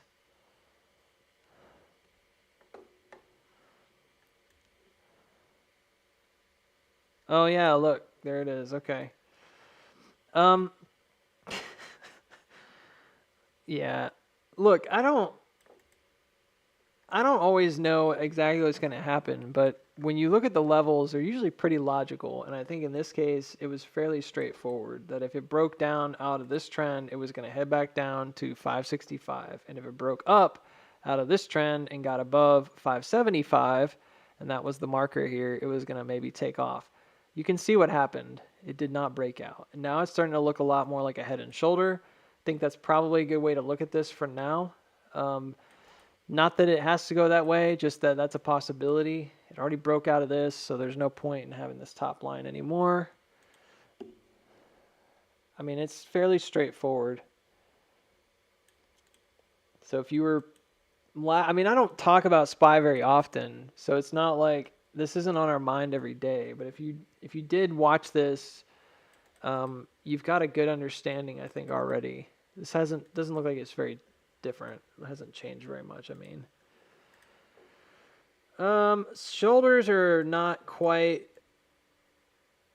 like a hard and fast line, but they're usually like a range, because what you're doing in a shoulder is you're going back up, and it's kind of like testing an early resistance. It's like a hook motion too. So it's like the idea that you're going back, you're not going to achieve necessarily the same height as the head motion. So I do see that as a very strong possible head and shoulder.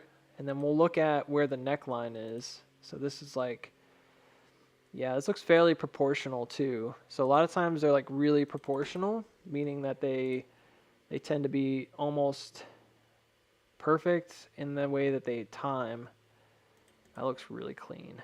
So it looks pretty good.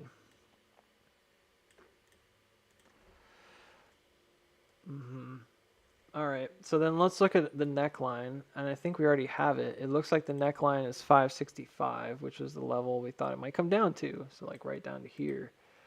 That's a pretty close neckline, so there's no confirmation of a head and shoulder unless it breaks the neckline. It might seem a little silly to some because they think, well, why are we wasting time waiting then? We should just get in now if it's going to drop. Technically, if you're a high-risk trader, you could trade off the top of a shoulder, because you could look at that and say when it hits the top, if you already think it's turning bearish, maybe you're using other indicators, you think it's turning down, that could be a good entry point because you could get the full shoulder back down and then the addition. But for safety purposes on the S&P, you don't typically want to, not the S&P, but on head and shoulders, you don't typically want to trade anything but the breakdown, because there's not really any confirmation until then. So if you're not a high risk trader, you wouldn't do that. So what I'm going to do is take about 51% of the original height here. Yeah, it looks like it's going back to test maybe this guy, which again, I'm not saying I hate to be that guy. I hate doing that. That's pretty much what we had before. I don't want to be that guy. it says that. So where would that maybe happen? I think that on the big picture here, let's just widen this out. I think that that's just mainly like a creek. So you've already jumped it here. You can see the move up where you're trying to establish like a top, a topping action that holds. Let's go to the 30-minute so we can widen this out. Apparently there's a parallel trend right here. So this would be a really simple way, if we're done and we're going to create a top, this would be a good way to mislead people who are bearish into thinking it's going to dump forever. But it would also be a way to kind of fake out bulls and fake out bulls. Like there's kind of a double fake here. So there is a very clear and evident pattern forming for the head and shoulder. And then I'm looking backwards at specific tops here.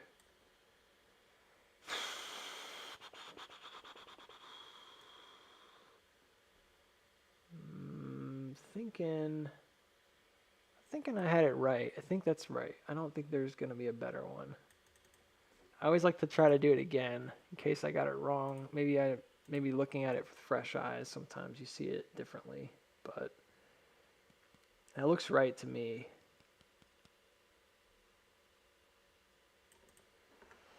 It's tough.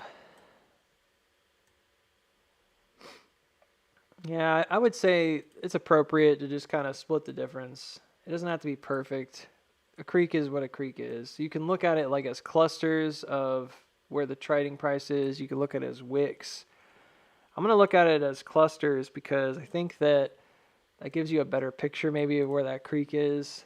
And it's very shallow. It's very flat, meaning it's not super steep. And it looks to me like I am fudging it a bit, but it does look to me like that head and shoulder target's probably targeting that creek. So if it were to break down, you have a move from 565 down to 560s. 560 is about where that was anyways when it took off. So it could potentially form out another head and shoulder. It looks like 560. Let's see. Almost looks like that gap value from back here, like 560.50. Looks about right. So I think that's where it's going to head towards. So what this would look like if it does measure out equivalently would be you take this from like the center mark, and on average, these don't have to be exact. On average, this would come back down by today. I mean, it could be today going into Monday. And then if it breaks down again, it probably would need to like hook or something here. You would have confirmation of, I have it kind of backwards, but you'd have confirmation of a rejection down, and then it would head low again. So that's the head and shoulder playing out. There are times where a head and shoulder is intentionally used to kind of fake out the market. It's not that often, but it does happen. And the reason that happens sometimes is because the initial, or at least the reason we think it happens, is because the initial breakdown of a Wyckoffean range, and I specifically have it coming in, often looks like a head and shoulder. I mean, it just does. Like that looks like a head and shoulder, right? That's going to continue down. But it could, depending on how it sets up, just play out like a regular accumulation range, you know? Like this happens quite a bit in the setups in the market. And I kind of mentioned it once upon a time a while ago because sometimes it's like, oh, it's a head and shoulder, it's going to drop really low.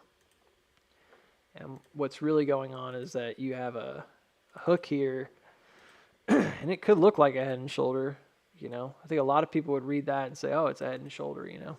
Sure. And then it goes into like a spring. And then depending on how that goes, it could very quickly like play out with a jump, and then all of a sudden it's like an SOS and it's just taken off. And you're like, what the heck happened? You know, I thought it was like a head and shoulder. And it's like, yeah, well, it kind of was, you know.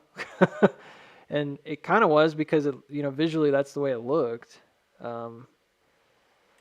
but then it did this creek jump. It just took off. And I think that's a difficult one because this happens quite a bit in the market. So do I think that's what's happening right now? Meh.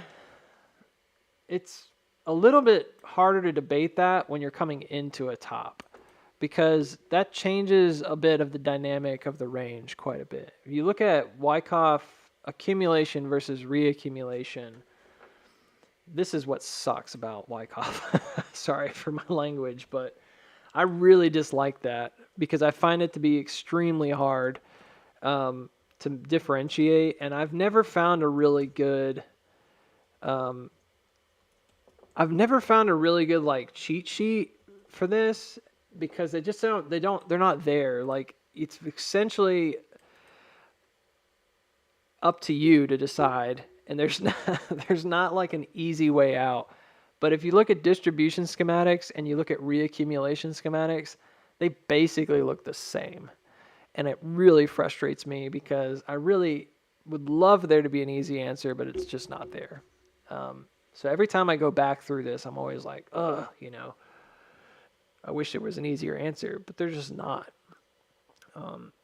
It really just has to do with what happens when it gets to this final like portion here. Like, does it hold up? And if it doesn't, then, and it hooks, it generates that hooking motion here. It's probably just distribution, and it's going to go ahead and complete the head and shoulder motion and start turning around. Again, it's like maybe there's other ways of doing that by looking at what's going on with volume. I'm not really seeing a super high volume top here. And then you'd also have to look at volume. So that's one thing that's kind of like, there's a really low volume head, which I guess makes sense if you're thinking this is like high and then it comes higher, but the volume's lower. That's a turnaround motion. So it turned around. Then as you kind of watch and see, does the selling pressure increase on this side? Seems to be increasing quite a bit, but a lot of that volume's on the bottom. I kind of need to spread this out a bit so I can see it better. Yeah, it's mostly right here. So it's kind of like weakly jumping like this kind of early creek. I accidentally drew it here with the head line. It's pretty much right there. It looks weak to me on the whole. And then when you look at the buy-in on the shoulder, the buy-in on the right side should be considerably weaker than the buy-in on the left. And right now it is. So that same push-up from here to here, here to here, distinctly different in terms of volume level. Of course, this was a breakout. So those are things that I got to look at and just say, right now it still looks more like a head and shoulder than it does like a reaccumulation. It could change. But yeah, I mean, if you got the hook value, then you would take that and you'd say, I think it's going to drive, lower. It could be a terminal spring, but that's probably the way I would look at this right now, is just think it's either this or this. And then if it comes low, so if this ended up being like a phase B, you could have it potentially dip here and then reverse and go jump a creek and then continue. And it would basically be like a way of checking out this floor and not breaking it. Simple enough. And then when you advance, you'd have to jump pretty far. You have to come all the way up here. I think it's pretty high up. It's basically like the 50% mark. It's not impossible. It's just less. It seems less likely to me. So right now I'm seeing this as a likely breakdown. And then if it hooks, I think it's going to head low to 560. That puts it outside of this trend. Again, it doesn't necessarily mean it's completely busted. It's just outside of this trend, which, again, you take it the big picture and you're like, well, what does that mean? I don't know yet. It's too soon to tell. The hook value here goes up to 566. So it's starting to look more and more like it could be a complex head and shoulder where they're giving you like another shoulder. A complex head and shoulder has like multiple points of symmetry going into the head. So there's not one shoulder, but there's like multiple shoulders. So that would be something like this, akin to this.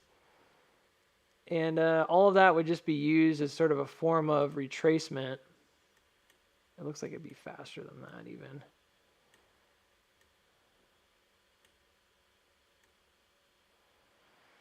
Yeah, it certainly looks like that might be the goal here. It's just strange how like how maybe like production value, right? Like how produced it is. Where now suddenly if you come back down in a head and shoulder, you're getting hooks right where you need to get them, and drop back low. I don't think from this point though that breakdown. So this is what I'm trying to say is like the breakdown of the tall head and shoulder gets you to the next shoulder, which is also a breakdown of this line, which is then shouldered up, gives you the hook up to 566. It's pretty clear. I've seen plenty of these things set up and then not really follow through, but we've also seen them follow through. So we're going to just chart it. So this would potentially come down to 553 or that area. Does that hold significance? Let's go back and look.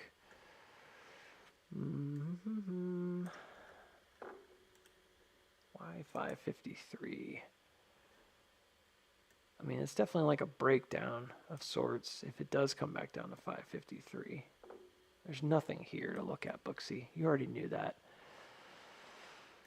Okay. Well, what about this outer trend? So that's farther over. Way over there. That would have been nice, wouldn't it? What about these parallels? Is there any significance to 553? Ah, there is. Case solved. Good job, Detective Booksy. You figured it out. Why would you come back to 553 was the question. It doesn't seem to have significance locally. There must be like a greater reason that you might come back there. And there is. It's in the structure of these parallels, it's acted as one of the key parallels. It's not probably the only one. There's plenty of them. But it's definitely acted as one. And that's indisputable. I don't think you could argue that. It's actually been a pretty good one. So maybe if we were looking at this middle range, I might suggest that there's a, there's kind of like a little pocket in the middle, perhaps, that sort of wraps around the center mark. We'll make them kind of bright green or something, so easier to see. So that's the squishy middle. And it used to be really strong.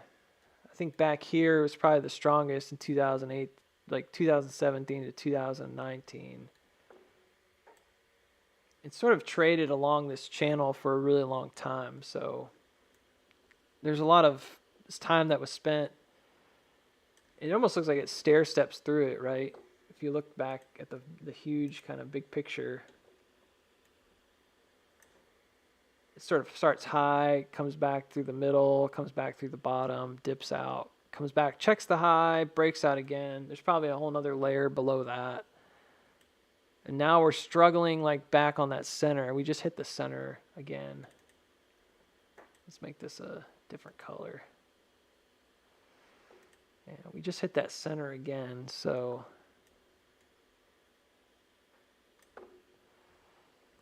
and that's the rejection point. So in looking at that and then coming back to the short term, probably going to give us a little more reason to maybe to see what we need to see here. So yeah. So short term, what is this white line? Is this garbage? Oh, that was the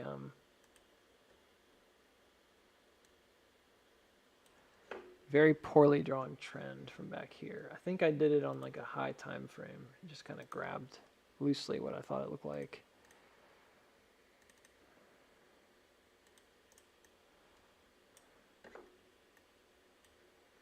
Well, same thing would apply here as well. Didn't do a very good job of doodling that. I don't spend a huge amount of time on the S&P anymore, but we need to make sure that when we do stuff that it's right. So it's not an excuse if you don't spend time on it. I don't spend as much time on it.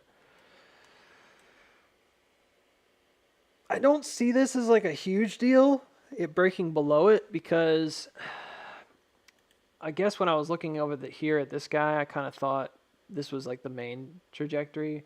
But there is a steeper one just using like the wicks. It's this guy. And that's the one that we're probably going backwards right now, maybe to check. And I think that on the whole, again, it's like these kind of intersect at these pivotal moments. But notice this climb here, and this is like a huge M cross. So I know people are like really bearish on the SPY. I don't necessarily think this means it's going to go down though very far. I think it's going to go down here to like 553, and it probably will recover just like this did. It looks like it's sort of bouncing off. You see that? Think of it more like a rising range almost, not just a single line. You see that like area right here? It's found a lot of supports. I'm doing a weird thing with the chart, but my guess is that they're going backwards. That's a really nice one too. My guess is they're going backwards to kind of check out this area again. Right there. Meaning the market wants to kind of come back down and see if this is going to hold, if this is a good level of support. And if it's not, it won't hold, but this is kind of off in the future. This certainly makes it look like you're going to have kind of a red down period in October. I don't necessarily think that reflects, and it could obviously change on the snap of the snap of a finger. If Monday this rips up above 573, then I just wasted a lot of time, right? But, as it stands, is it measuring pretty well? Yeah, it measures pretty well. It's a simple enough pattern. I think it reads like a simple enough pattern in my book, so that's the way I would keep it.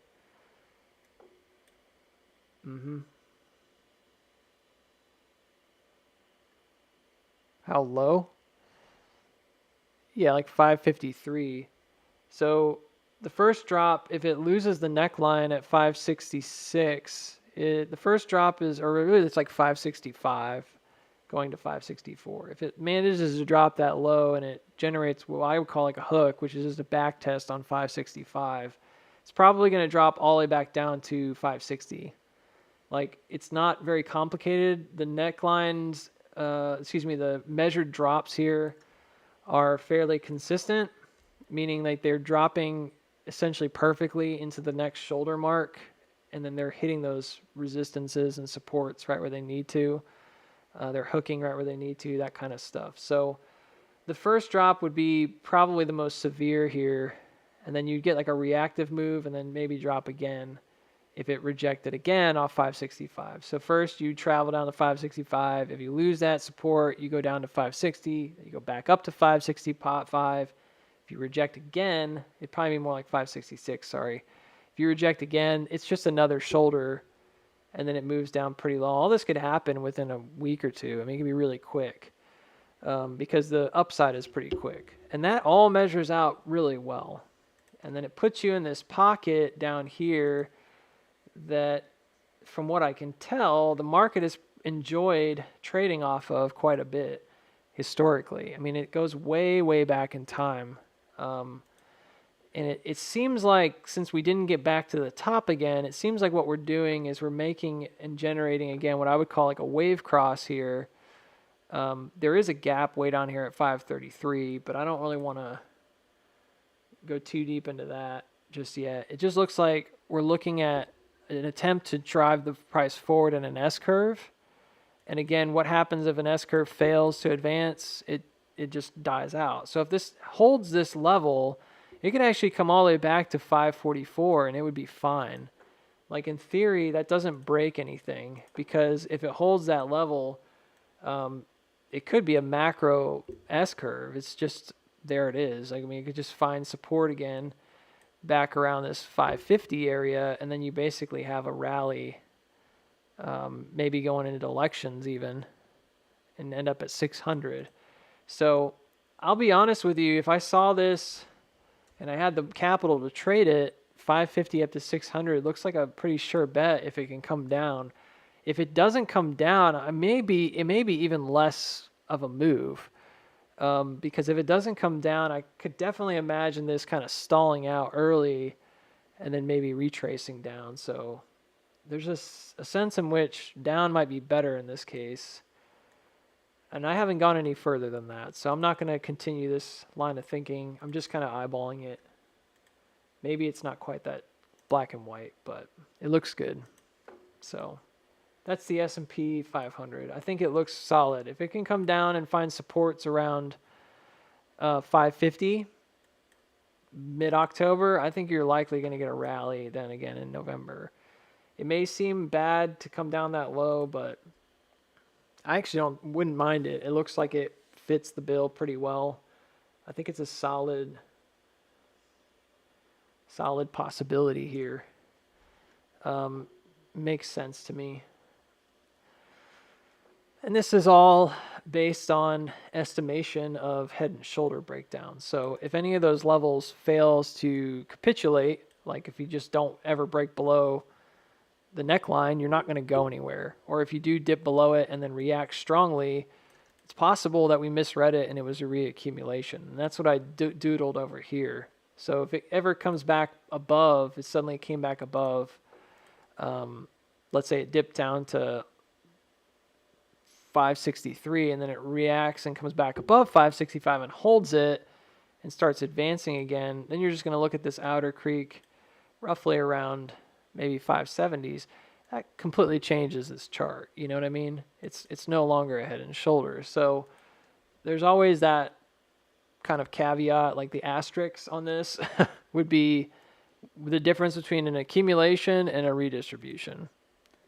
And I'm not good at telling the difference between the two. So I wish I was. I did as best I could earlier to kind of guess. And my guess is that this is more in line with the head and shoulder right now setup than it is with a redistribution or reaccumulation. Totally could be that that's the that's the goal, is to make bears get excited about it, and then it ends up being the opposite. I'm not going to sit here and try to predict a bear trap though. So not my forte on this one, because I don't know how to. I can't tell until it gets down to 565. I guess is all I'm going to say about it. And I would encourage you guys, if you're looking to trade it, again, all I can tell you right now is that I personally think it looks more like a head and shoulder at the moment. And unless it crossed back to the upside above like 570s, I wouldn't really look for much except for lows down back to retracement back to 550. And that's probably some fib level. I don't know. We can probably check it. There it is. It's the, you guys are like, well, that was easy. Could have just done that to begin with. Yeah, I know. But isn't it nice when you come back and you look at the fib and it's like, oh yeah. Also, that's the golden pocket, right? It's always a nice feeling, because then you're like, okay, I wasn't completely off my rocker doing all those measurements. It's just amazing to me how mathematically tight sometimes these can be.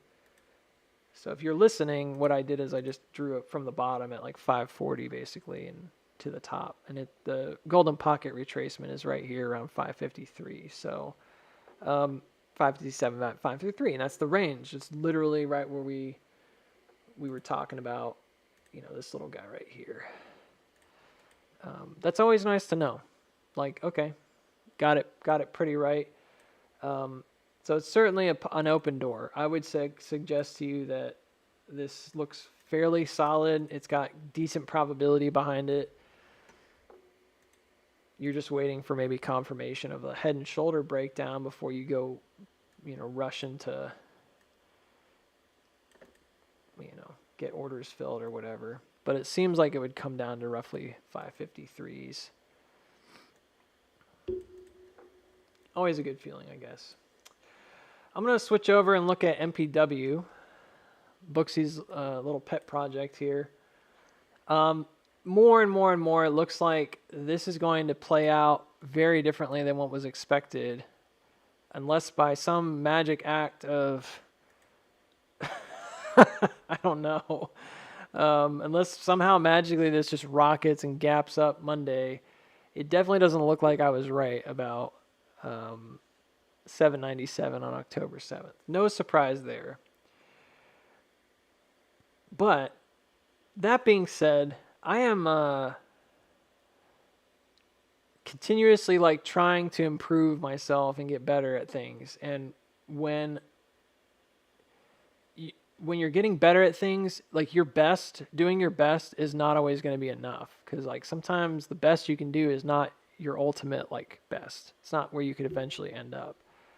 So I've been trying to do this in life as well as in stock market trading, and trying to make it more positive when you have failures instead of dwelling on mistakes, beating yourself up forever, and basically stagnating.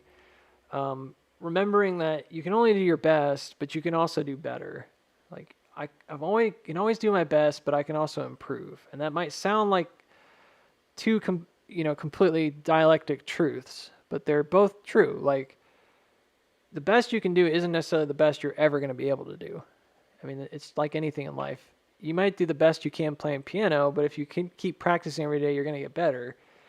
So I always try to do my best. And one of the things I was trying to do with MPW here was to stretch, grow.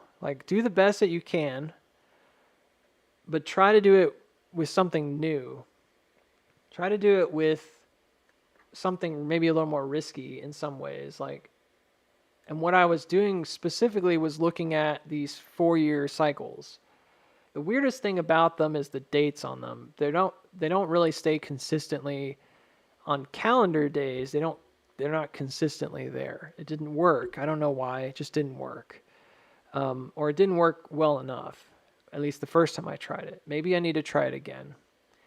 So there was this idea that every 1407 bars or something, I don't remember what it was, on the daily, there was an event that happened, and it wasn't necessarily an event like a election or something, but it was an event that kind of determined direction of the price.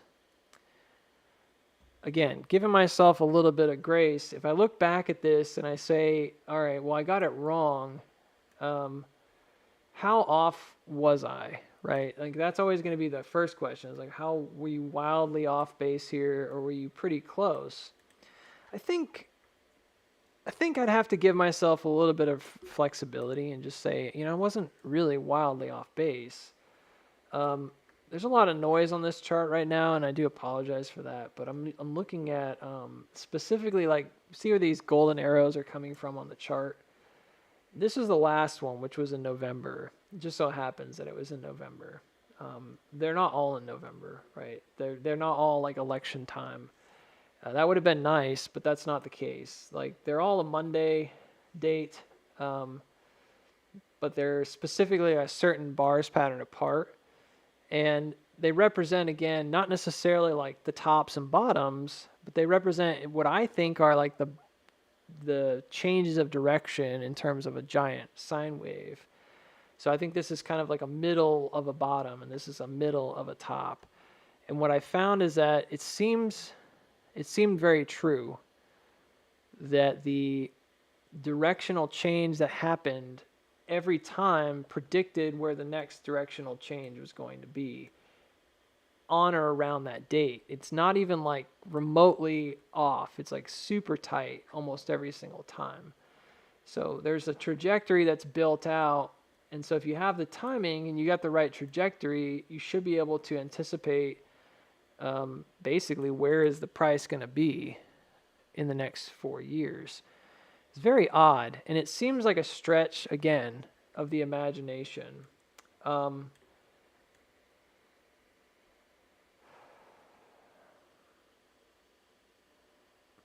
As a chartist, this is one of those things that you're kind of diving into a new patterning called cycles, right? And cycles have this idea that it's based on timing, not based necessarily on anything else, but more about timing. And timing is a very hard thing to do in the market. So you look at something like cycles and you're trying to anticipate a timing of a particular move. In order for that to be successful, you have to still have some kind of element of price movement, because otherwise it wouldn't make any sense.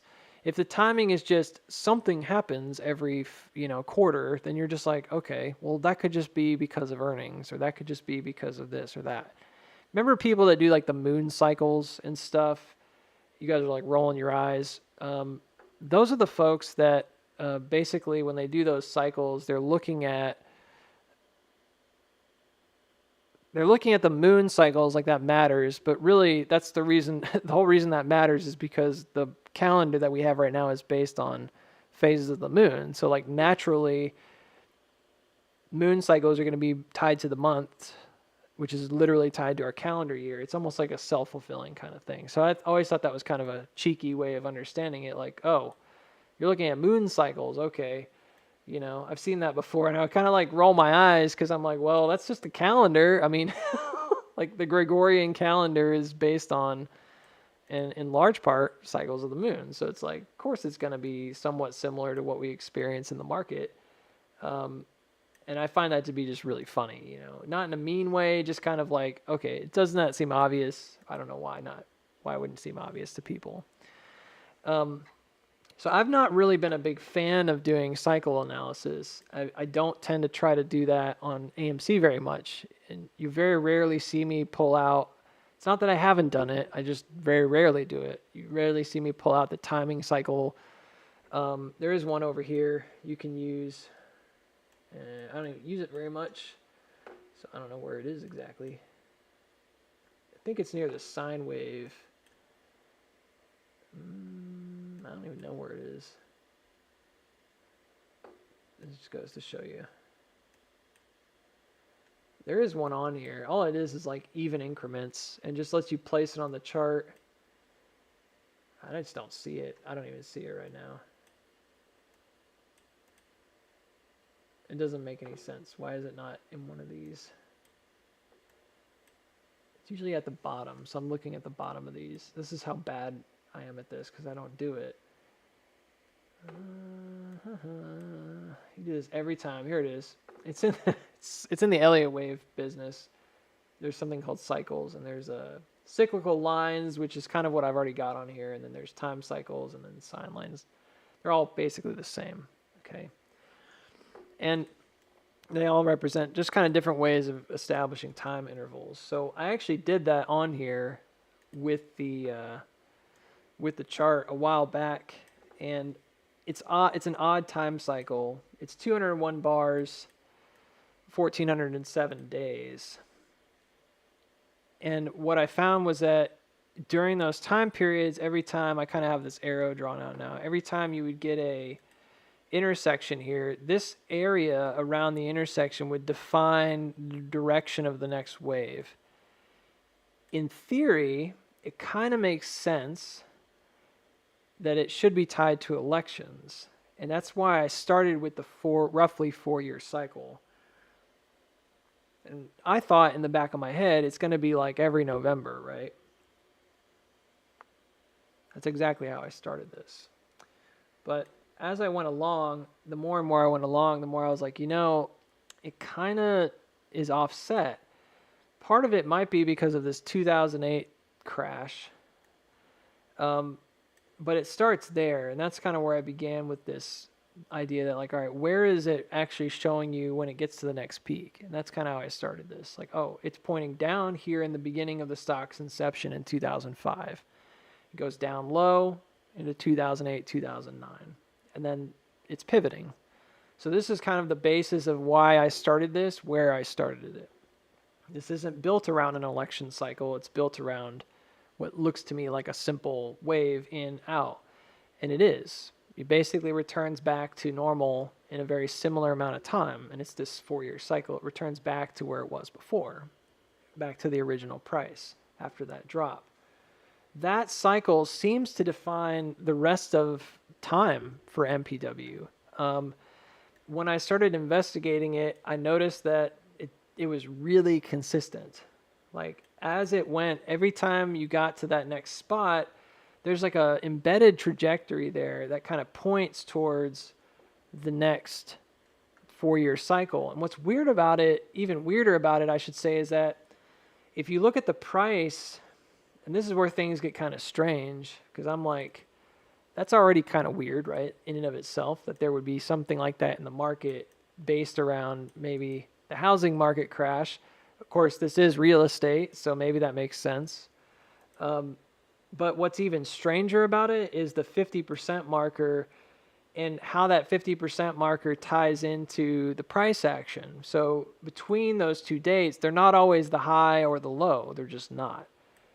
Sometimes they're not the high, they're not the low at all. Like they're just there. And so you'd be like, okay, well then what makes it, what are you even talking about, right? How is that relevant? Well, what's weird is that trajectory that's built out tends to follow through pretty well as it goes left and right. And I kind of started doing extensions on these just to play around with the idea.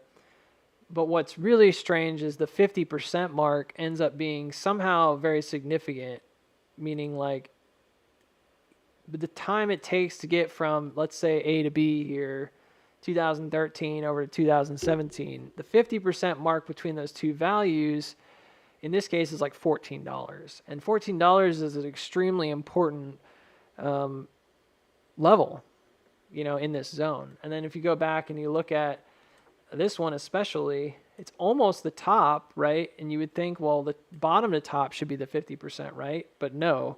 Instead, this is the place where it actually takes off at like $4.98, like $5. After the crash, there's a quick double tap recovery, a quick M-shaped recovery, and it takes off and starts becoming more regular after $5, which is, again, that's the trajectory it was pointing to. And then so the 50% mark between the $5 and then the higher up here motion of like 1580 is like 870. And that actually ends up being almost more important, right, than if you had just drawn out the 50% from the high to the low. It's actually right there. So it wasn't just like a one-off thing. Now, it's not always like the most significant value, but it's often like a really significant support value.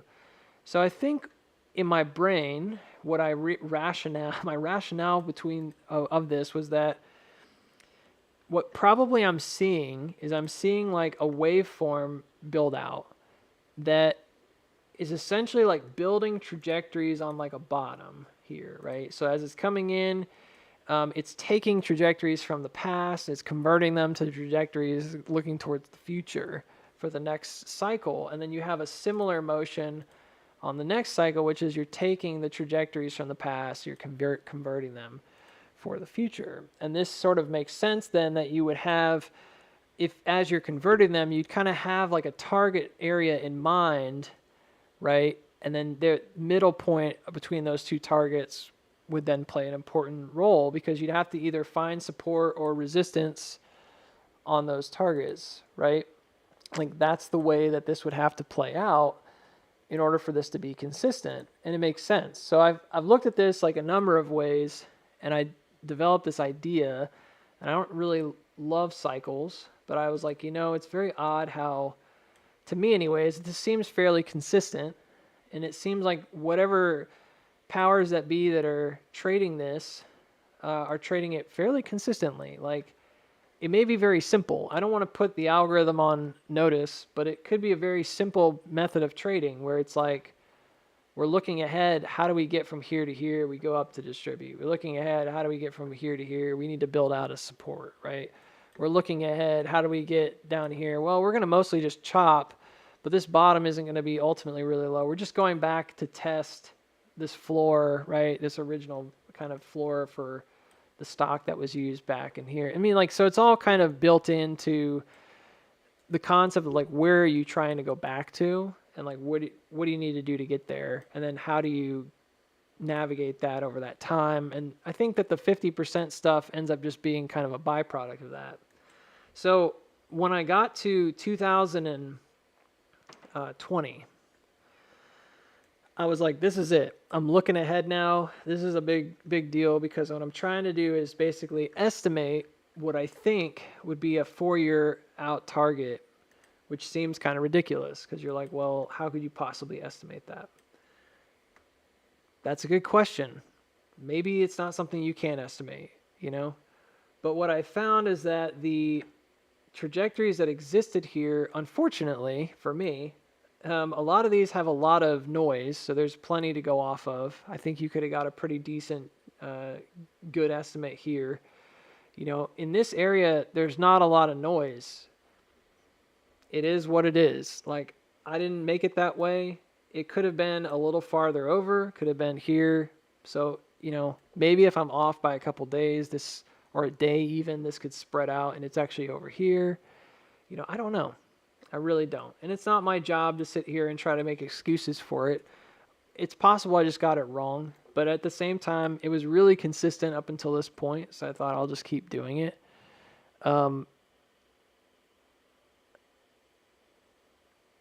I think when I look at this, I have to kind of look at this and say,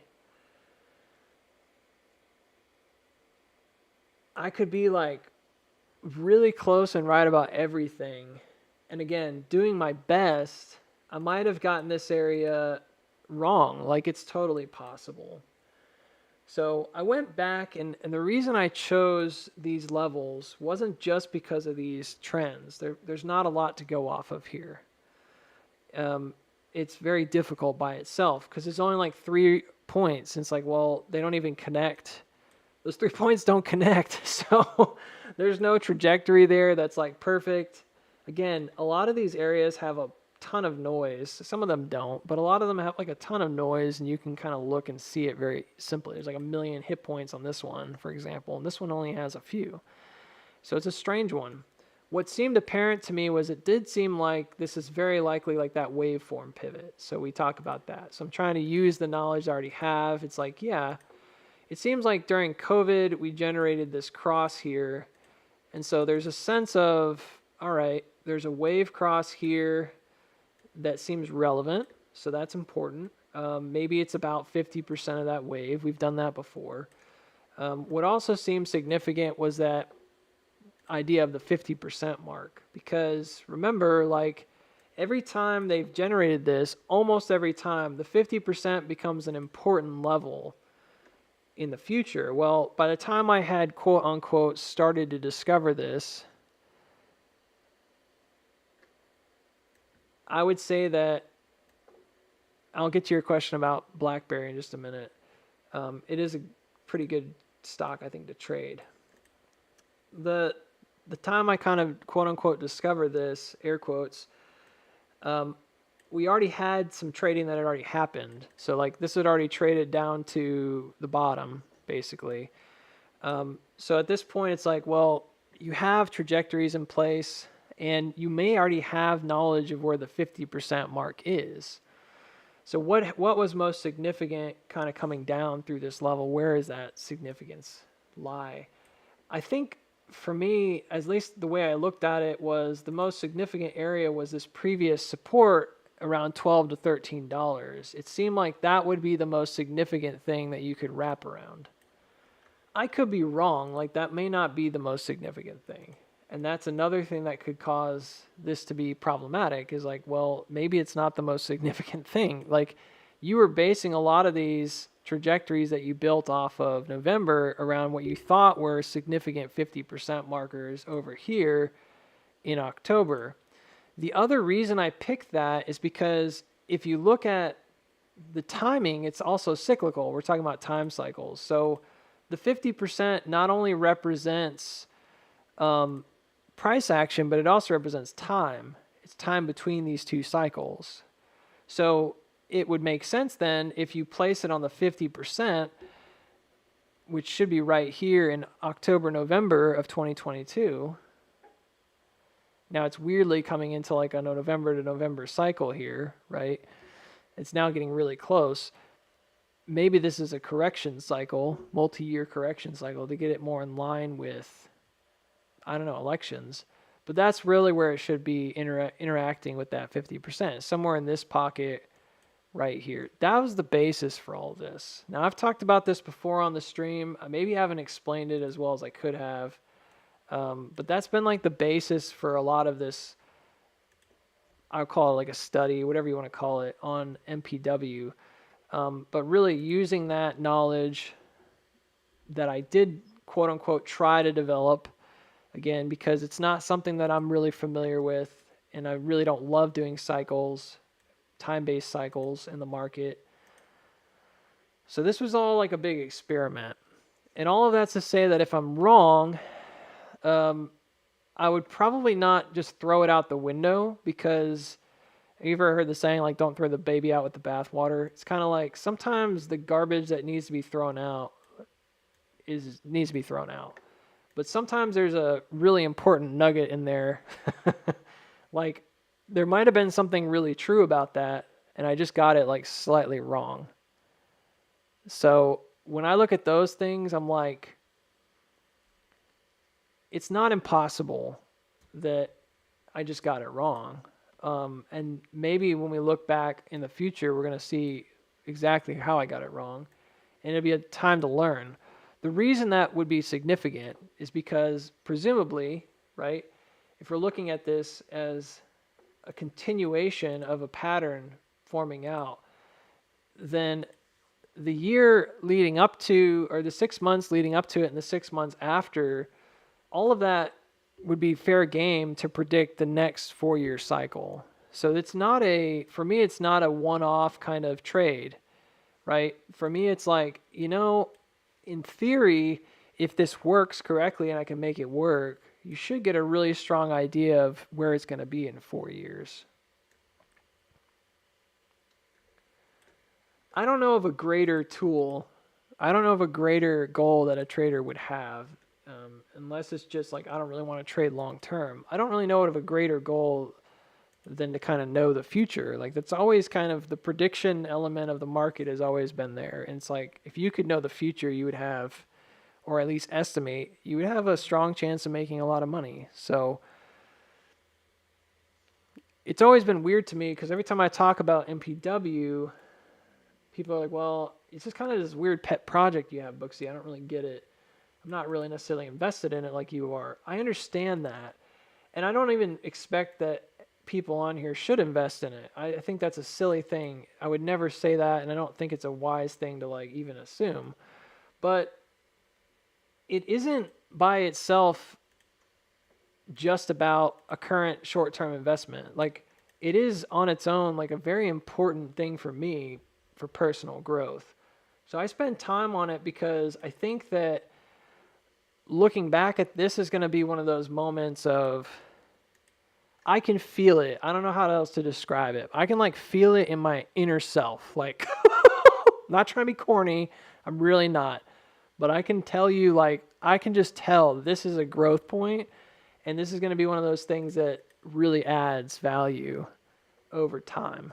And if I can lock down the concepts that I'm kind of developing here, whether it takes me a month or it takes me a year, it's going to be a drastic improvement. If I'm still trading in 10 years, this is going to be one of those things that I'm going to look back on and be like, yeah, I'm glad I spent time on that and I paid attention to it. That's the way I'm thinking about it. So it's more than just, am I right going into October? Maybe I'm not. It's more about getting this down. If I can get this idea down of these kind of long cyclical cycles the market might have, this particular stock might have, it could lead into a lot of other things for other stocks that are similar. And I've not really ever been a huge fan of cycles and cycle theories and stuff like that, because I just think that mostly they fail us and we get frustrated. This is a unique case for me, where I think it may not fail. So I had estimated on MPW, like it's like the clearest I've ever seen it, I guess is what I'm trying to say. I had estimated on MPW that on October 7th, again, based on all that stuff I just talked about, that seemed to be the most likely thing, because I have a date, October 7th. That's the timing it takes.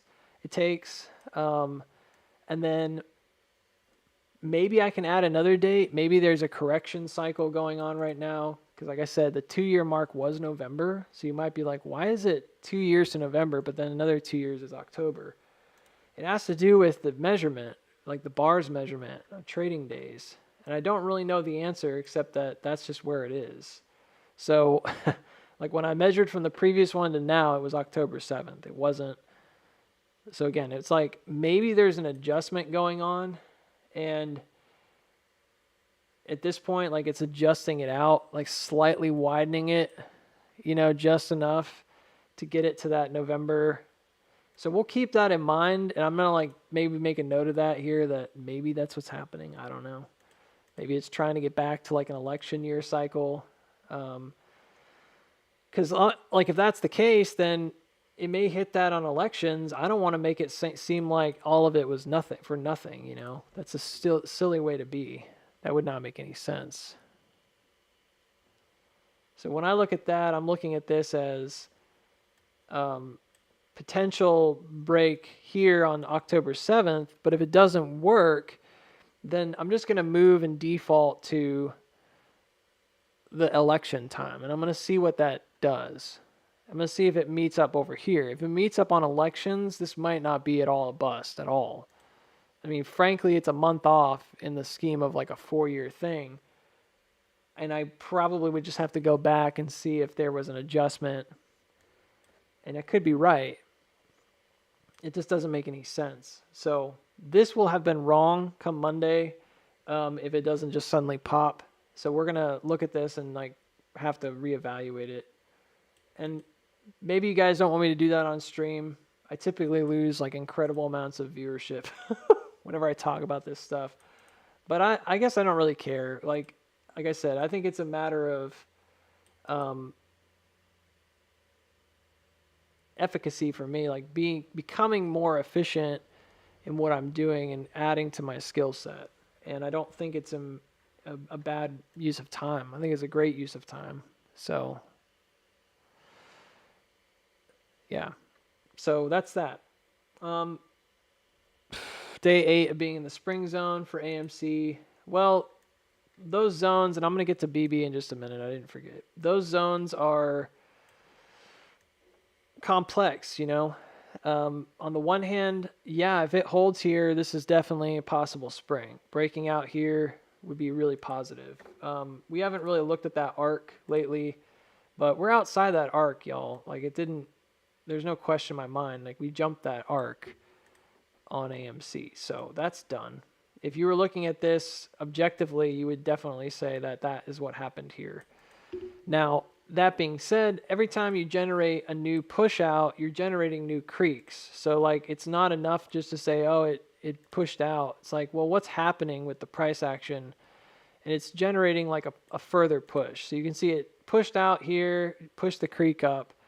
Then it did it again here, pushed out, pushed the creek up. These little wicks to the upside on September 30th and October 4th are both pushes of that creek, generating kind of a new standard. So what we really want is we want to convert this from a resistance into a support. And until that happens, there's not really a whole lot to say about it. Like there's no spring unless you jump a creek. So the idea of the spring is incomplete. Just going below the range, that's not enough. That doesn't yield anything except for a liquidity test. So the concept of this being a spring kind of demands that this then converts to and this is going to change over time, but this would have to convert to a support. So as you jump up, one of the things I did earlier was I doodled like a little line down and then I had it curling up, because in order for this to be a spring, that's what has to happen. You have to get a break here, hold the creek, and then convert to, we now have a support, right? And that's where we really have the break. And then when you look at where those levels are, that's why I was stressing those levels for weeks, because I think that's where the creek converts, basically, is like 464. Do you see how that works? So if you can get that jump and that change, then it should generate a push, and that's where you're going to really see it push, and then you have to come back and check other levels and so on and so forth, and continue on, right? Until this happens, there's not really any reason to be overtly bullish. You can be kind of low-key bullish, thinking it could happen. AMC going to move on the next POI, which would be earnings, point of interest. That sounds like Trading with Emotions. Sounds like you're watching Trading with Emotions or something, or whatever his name is. Nick P. I don't subscribe to point of interest as much as I do like pivots. I think there are similarities, but I also don't think that the way that they describe a point of interest is something that I necessarily agree with. It would be like me talking about this as a potential pivot point. You know what I mean? And then other people use it to delineate more like point of interest, as in like, this is where we have a catalyst event or something, right? So I can't really comment on that, is what I'm trying to say, because I don't really subscribe to that thought process. FOMC was a point of interest, right? Like, I would say that, but the way I saw FOMC was the way the chart was going about, and it really seemed likely to me that we were going to go down. So like, the point of interest really was more about a pivot, like a potential place to pivot. And I still think that's true. And that's one of the things I talked about early in the stream. Go, if you want to, if you missed it, go watch the first like 30 minutes or so. I talked about the catalyst events being potential pivot points, and then why those pivot points would be very difficult to describe. So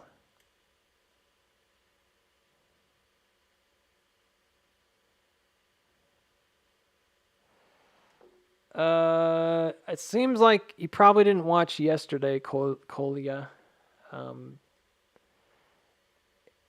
Yeah, so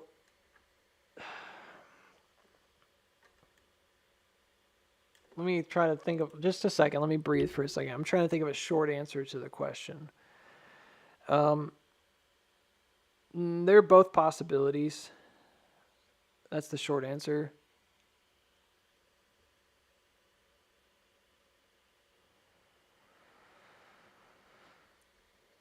So the short answer is that I don't think 8's the right number, but I could see where that comes from, because it's about a halfway point here.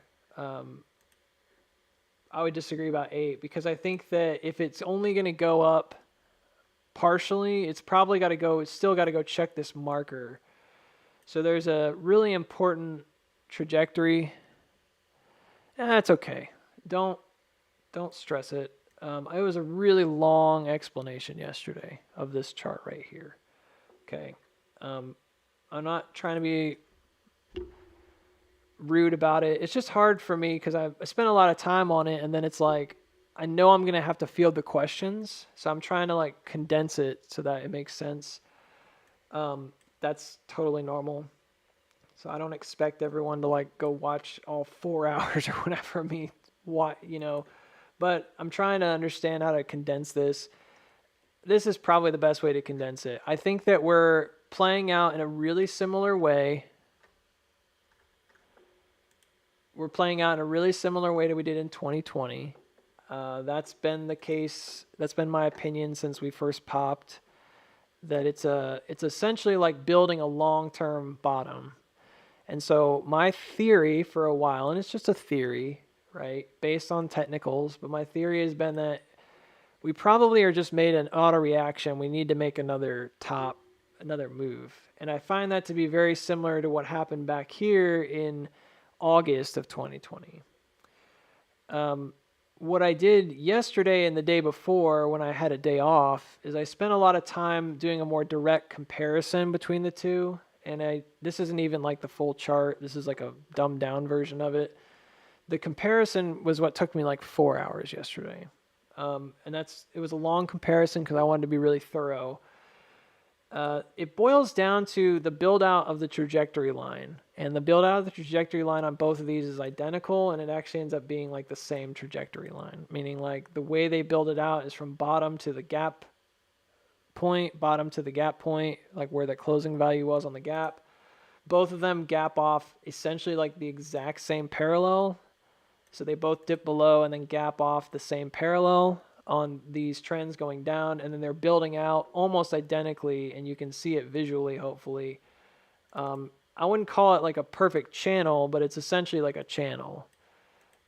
The misunderstanding that I had yesterday in the Discord was that somehow this channel is like all tied together in some massive Wyckoff schematic. It might be, but it would have to be that this is like a low push, almost like a spring, and eventually it's got to come back up above 12 and hold that support. That's totally possible, but it would have to be on like a horizontal basis, not a diagonal basis. That's not a good assumption. However, a lot of these trajectories come from this original kind of waveform way back here in 2015, 2016.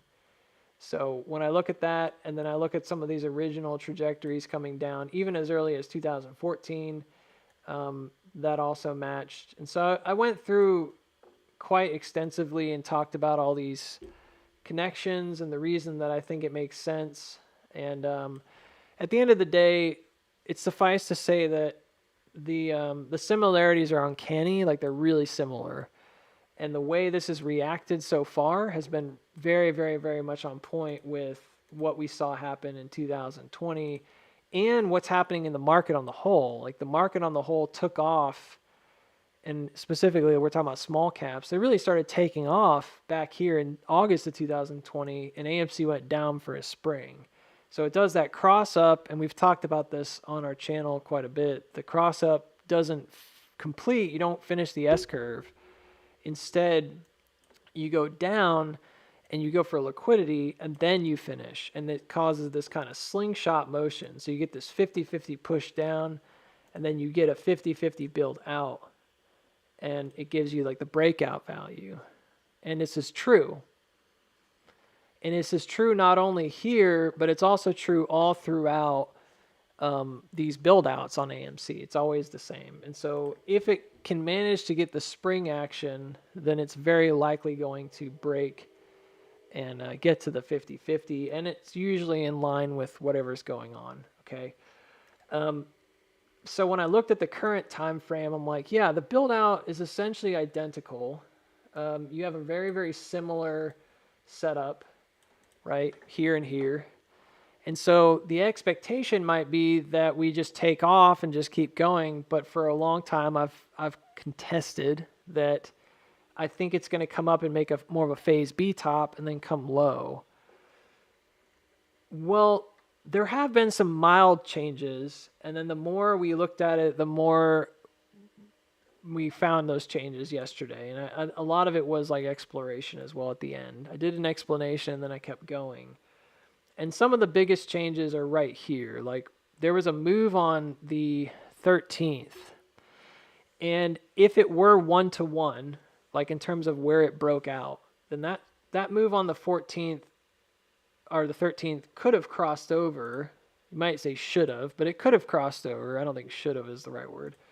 And then you would have seen that push up to the top here. That doesn't take you very far. It only goes to like $9 maybe, right? But the issue is that the actual structure itself is quite wide. And when you do the real measurements, this is the way you would triangulate it. It actually all triangulates to here around the 13s and the 1380s to 1380s, which is another level that we've come up with before. So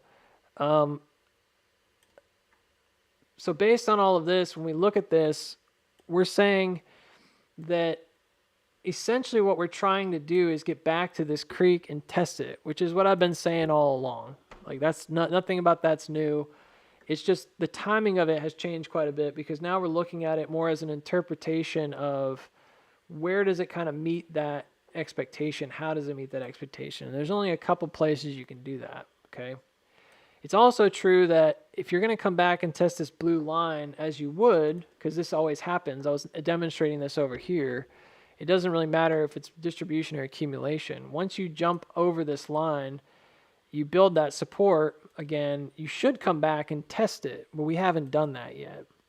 And this happened in 2020. This happened here, over and over and over again. It never fails to come back up and test it at some point in the future if it's developing this kind of a range build out. So the issue is that at some point it's no longer within range. So when does that happen? It happens right here on the trajectory. It's kind of the latest that it could possibly happen.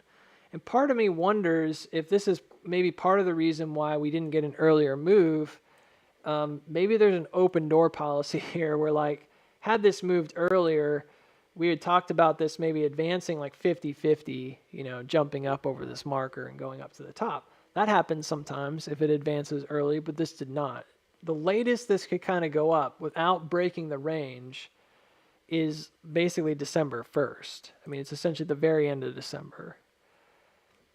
I don't think that's an opinion because unless you think this line is wrong, and I don't think this line is wrong, I can't change this line based on the comparison that I'm doing and the reasoning that I have behind it. So what that tells me is that there's a limited amount of time to come to the top and retest this line without breaking the range top. So if the goal is to break the range top and go into a distribution, you could do that way later after December. If the goal is to keep this as an accumulation, then it doesn't make any sense to do it any later. So naturally, like, that leads to a lot of questions about earnings and about elections, okay? Because those would be the time between now and December, basically evenly put, a month out would be elections. So that's an easy to see catalyst. But this is where things get very speculative, perhaps. For a lot of people, they don't agree with this. And that is the way in which this sets up as a swing down before it swings up. And this is where I'm going to take some heat because I've already done it, because people are like, that's way too low. They think it's way too low. The truth is that if it sets up proportionally to itself and it trades the ranges that have been kind of jumped over, it actually makes a lot of sense for this to come all the way back down to the 250s again near January. And it's a strange thing to say because I've said it before that I thought maybe this could be this particular schematic that we see a lot. But I don't think I'd abandon it. It was more just like a question of, does it actually come down that low, or does it make what we call like an LPS, like just doesn't make a new low and it just takes off? That's a really strong example of this.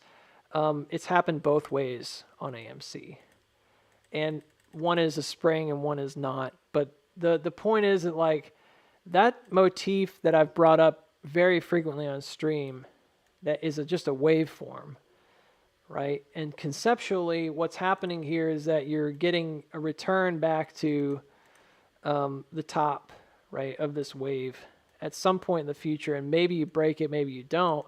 But that's ultimately like what this would become about, right? And this is essentially like the theory of everything on AMC because we have this on a macro scale as well. This is the way AMC is traded. Does the micro inform the macro, or vice versa? Vice versa. So in theory, like, yeah, this could be some huge, massive spring motion. The problem is that, on the big picture, the problem is that this doesn't always break out. So one of the things that is notable is, like, what happened March and August is this is basically like a pretty big scale distribution right here. And it's essentially like a cat ear with the beginning of a second cat ear. Like, it's a push up to react back to the top, but then it ultimately fails to advance again. And it capitulates and then it comes down and breaks down in the future. It didn't have to break down. We could talk more about that later. Again, it's the idea of an S curve versus, right, returning back. So what I found yesterday, again, the short version is that it really makes very little difference whether this hits an LPS down here or it hits a spring. I genuinely don't really care, but it is built out to hit the spring. And it certainly has the capability of coming low, back down, and it's almost perfect. Like, it hurts my brain how perfect it was in terms of the way this sets up. Meaning you get down there around January, you're back down to the 230s. That's where people are like, no way, that's never going to happen. Okay, I don't care. If you think that it's never going to happen, I don't know what stock you've been looking at. I just have to disagree. Like, I think it's totally possible if they want liquidity, and I'm seeing how they could do that with the whip around. In terms of highs, and this is what you actually asked me about, and I spent a lot of time talking about the setup because I'm trying to give you the quick DL on it. Quick deets. In terms of this turnaround, if this breaks out, there's a couple possibilities. What I didn't chart on here was the possibility this comes low first. There is a possibility this comes low into November, which is what a lot of people keep talking about right here. I'm looking over at the chat. There's multiple people talking about you're not going to move till November. There was a possibility that this comes down to this low pocket in the 350s. I didn't draw it out on this particular chart, but there was another one right that I did that was a lot more detailed, and it had that possibility. I didn't explore it very much either on that stream, but it's definitely there. There's a 350 target in view, but the reason for that is quite simple. It's the top of the previous range. So that target that's in view doesn't necessarily mean you're going to hit it now, and it's always a possibility, but it doesn't necessarily mean that. And it has a lot to do with this. If it breaks down here at 425, there's a strong chance if it breaks down at 425 that it goes to 350, and that it frankly could just camp out down here until earnings. Like, you wouldn't get necessarily any kind of a creek jump till down here, and then you would maybe take off. I didn't talk about that very much, but that is a possibility, okay? And it was on the chart previous. I don't really want to pull that up because it'd make this look super messy right now. It's already looking messy. So fast forward to the end result here. Basically, the end result was there's two major potentials here. One is that you actually get a pump and dump before earnings and elections. This is more in line perhaps with what we see in 2020. There was a move up, it went ahead and hit that top, and then it came back down, and it actually goes down into earnings and into elections. It's very low. It's at this point around earnings or elections down here. It would have to be back down around the gap at $3. But it wouldn't do that without going up first. So the idea is that if you have a mid-October rally, you could potentially head up to the upside and then frankly crash back down through 5 and do like a 50-50 whip around. A lot of people thought that maybe was a little ridiculous because it seems like too much too fast. I would just say what's happened here lately doesn't make me think that's impossible. The idea of like this 3-day pump and dump, it seems very similar, and it would be like a secondary distribution action. Make no mistake about it. It would. I had someone also argue that this was somehow a big accumulation. I think that's BS. I think there's definitely more on-balance volume, but most of the accumulation that happened would be for longer term anyways. And if you look at an auto reaction, though some stocks, some institutions might trade an auto reaction, it's usually because they're going to buy up at the beginning where the price is low, and then they're going to wait until the end. And every Wyckoff schematic has an auto reaction. Accumulation schematic has an auto reaction and a phase B top. And so the idea that there's a stopping action that has a high volume does not faze me at all, versus, and then having a continuation down. This is a debate. I think you could easily say that maybe you think it's all done and doesn't need to come check these levels, but I think it does. So I think it's likely. I think that's the reason it was left open.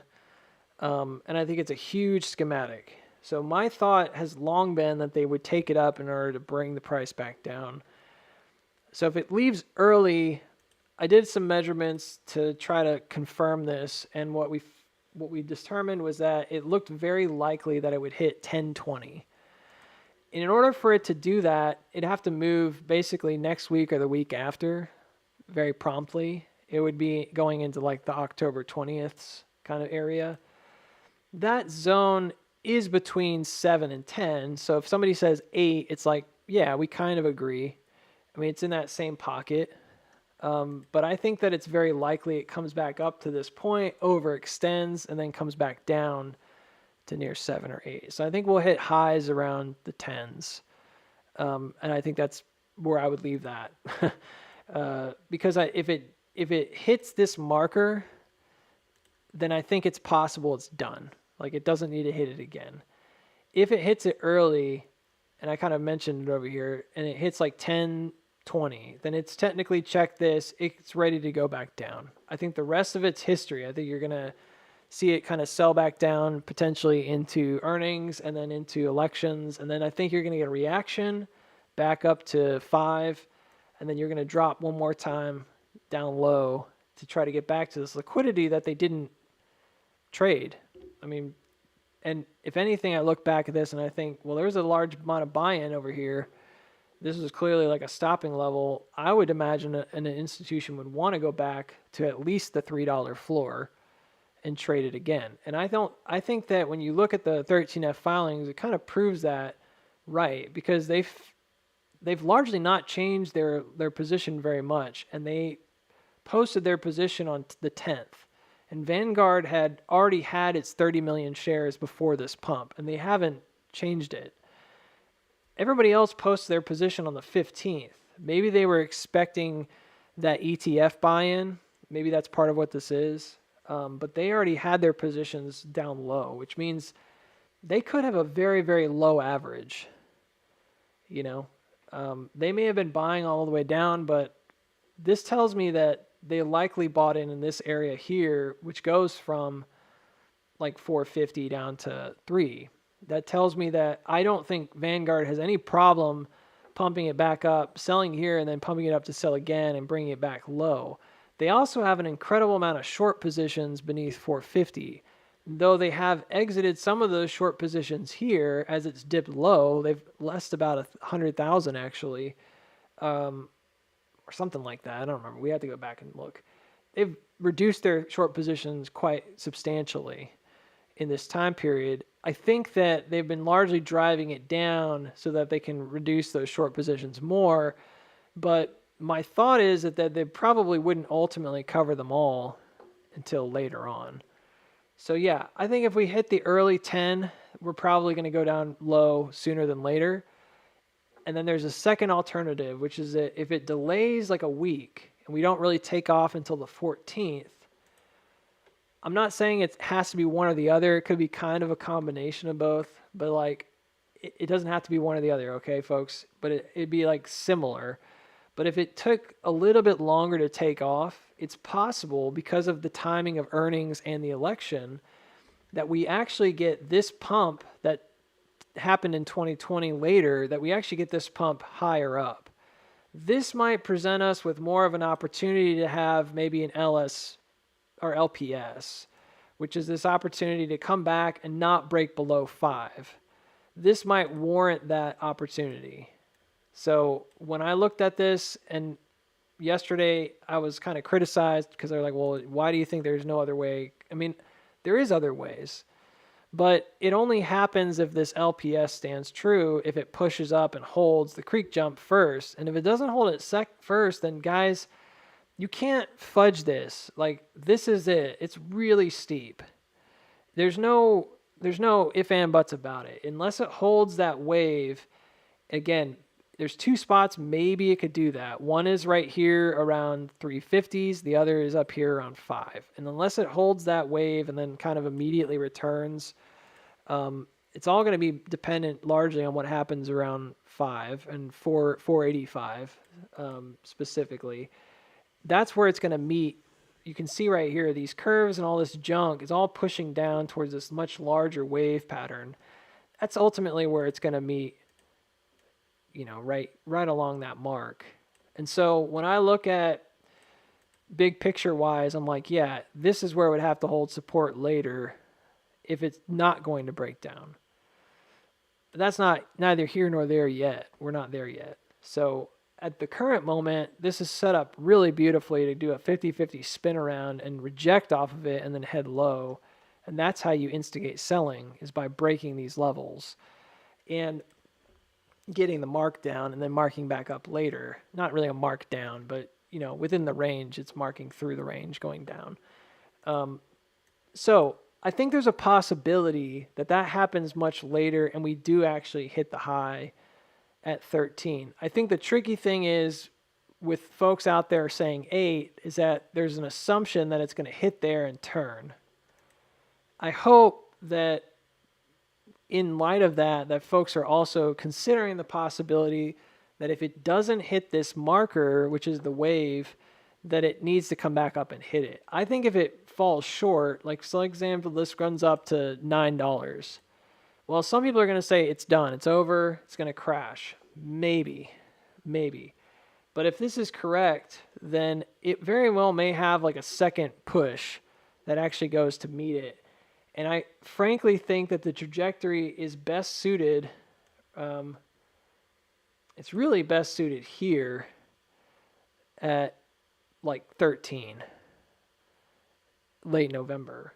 And that's kind of all there is to it. And this is based again on several hours of comparison. It's not me just pulling stuff out of a rabbit's hat here, or pulling a rabbit out of my hat. I genuinely spent a lot of time checking the wave, making sure that I had it right in terms of the big picture. So I think there's two possibilities. One is that it pumps and dumps before earnings, maybe three, okay? And then dumps low. One is that it does pump up into earnings and into elections, but that's cut short at the top of the range here. I've not included any possibility of this jumping the creek, although there are people already who've kind of commented and say, I think it jumps the creek, I don't think it does. I think at that point it then turns back down and heads south, and then we'll see about LPS versus spring. The only other possibility I can see is kind of a middle of the road scenario where it goes low first. But the thing is about this going low first is it doesn't really impact anything. When I check the P&F target and I drag the P&F target down to 350, it still gave me like a 1360 target. I mean, it was basically like right at the top here. So it really didn't make any difference. Like if this drags low versus stays high, if it managed to turn around, and it would have to, right? Then it could break out. If it doesn't turn around, then I think, again, earnings and potentially even going into elections, there could be kind of a negative catalyst there. So there's some folks that are like immediately like, well, it's got to be positive. Well, I don't know. You never really know. All he has to do is hint at dilution, and that becomes a pump and dump hook right here, and then it's down. I think those kind of pivots are worth looking at, but I genuinely don't think it matters that much compared to like the overall setup. It's going to evolve over the next couple weeks. And it really, a lot of it also depends on what happens with SPY. We talked about that today. And then the IWM. And IWM is kind of a mixed bag for me right now. It looks like it's trying really hard to hold that creek support, but it didn't come down and check the lower one, so I don't know. Maybe it still needs to do that, maybe not. Who could say, for sure? No, nobody really. I mean, we've got a really good idea. We had a really strong idea that this would come up and come back down. But beyond that, you're just kind of looking at day-to-day price action, like what's happening here intraday, and how do you interpret that? Even the best laid plans need attention. You have to make sure that there's consistency. And right now, I think this breakout on this little wedge here gives it enough to come back up to 220, and that's about it. So I was kind of making the case that it may not actually hold up here, and we'll just have to wait and see. I had thought that IWM would break out Monday, So I'm kind of shooting myself in the foot by saying that, because I had said over here that I thought maybe it'd be Monday the 7th. And then I went to MPW and I looked at that and I talked about that and I talked about the extensive amount of research and whatever with this. It's a similar question of like timing, you know. So yeah, same with GME. It's kind of like it sort of did some weird sign of weakness stuff, and now it's having this bizarre like kind of strength today on Friday where it came up as if it was gonna sell all the way through, but instead it's like bouncing out off the support. So it looked really weak to me with that up thrust, and now it's just kind of hovering. And you're just kind of like, well, maybe it's just because it's Friday, so we're just gonna gravitate towards a max pain number that makes sense. And then AMC was the same way today. I mean, if you were to go back and look at the again, short-term stuff, you probably say it looks pretty dang close to what we wanted, but there were issues. There's always issues that you got to address. And one of those is just simply that it didn't advance. It kind of pushed the resistance, but it hasn't advanced yet. So it's still, maybe we don't like it because it's frustrating, but it's still doing the same dance, which is it hasn't quite finished. And it looks a little bit awkward to me, you know? So a lot of it's going to depend on today, I think, how it ends today. And we're not there yet. We still got a few more hours. So I was asked about BB, and hopefully if you're still there, you're being very polite and being patient. I'm going to take a look. BB BlackBerry is an interesting stock. So long time ago, BlackBerry was a phone company predominantly. They used to make these little cool phones back in the day. I remember the 90s, the end of the 90s, they were, maybe it was a little after that, it might have been early 2000s. They were like real hot because they were cool, like flippy like phones almost. They were like these flip phone like deals. And it was like a business thing. Like they were really reliable, and people who had business phones would have like a BlackBerry. I don't know why, maybe because it was like a new thing at the time. They do not do that exactly anymore. It's not bad, but they're in like defense and stuff.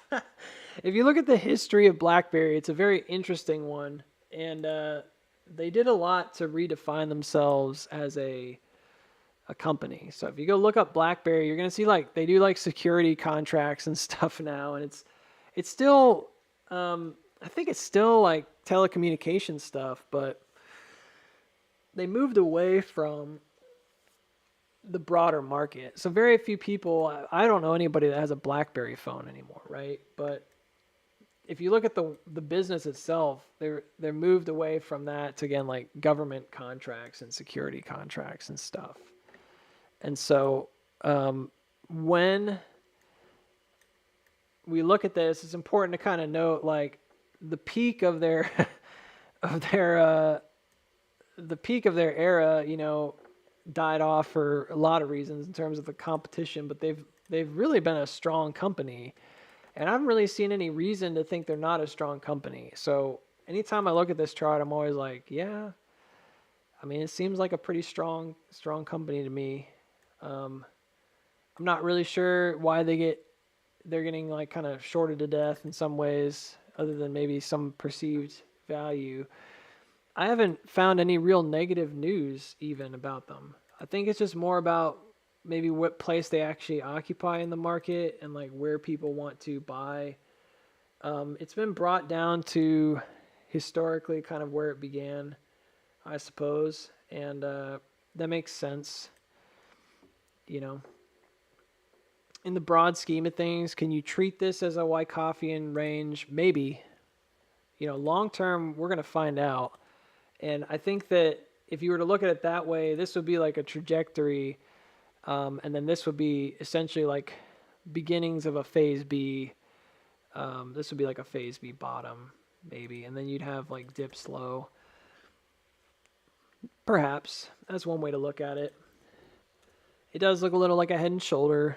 Nobody's going to say otherwise, I'm sure. Um, it's a long-winded stock. I remember every time I look at this, I always think like this is taking a long time to develop, and I don't necessarily think that's a bad thing. It may be a great long-term play. I've argued that before too. I think it could end up being one of these things that really builds on itself and becomes a really strong play, but based on the way we do things here, you generate these channels in order to kind of point direction wise where you want to go. And so there's been a long-term direction that's being followed here, heading down pretty low. I can't be certain that this is bad at all, but I think that you typically have some kind of a correlation between that and like another trajectory that's built out later on that kind of identifies where they may or may not be going. So it seems like they're trying to go back to all-time lows. You see that? So there's a pretty strong connection there between yeah, but there's a pretty strong connection there between this direction and this direction heading down towards all-time lows. So yeah, BB has been used a lot of times as a sympathy play.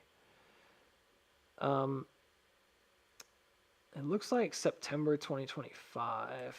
This really, like, again, it's a slow burner, this one. No pun intended. Sorry, that kind of made me giggle. They look like burner phones. It's a slow burn. It's just a really long-winded chart. That's all I was trying to say. Yeah, I wonder if this is trying to get to the same spot. It definitely seems like it, doesn't it? So there seems to be a concentrated effort to get down pretty low by around September 2025. It would be hard to ignore that.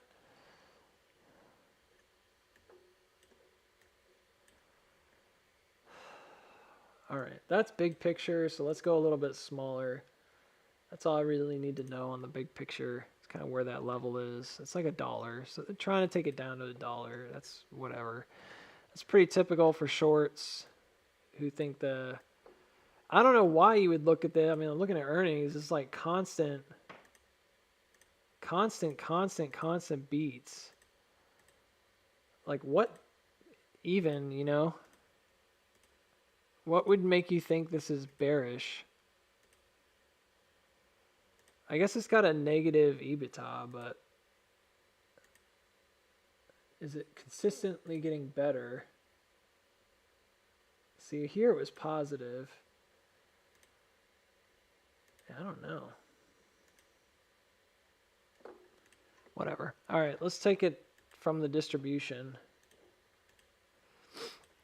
Yeah, it's pretty classic misleading of the market. You have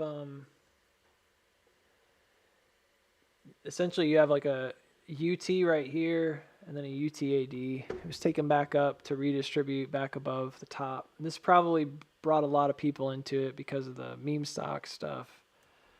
They saw it as like a massive short squeeze, and I'm sure it was.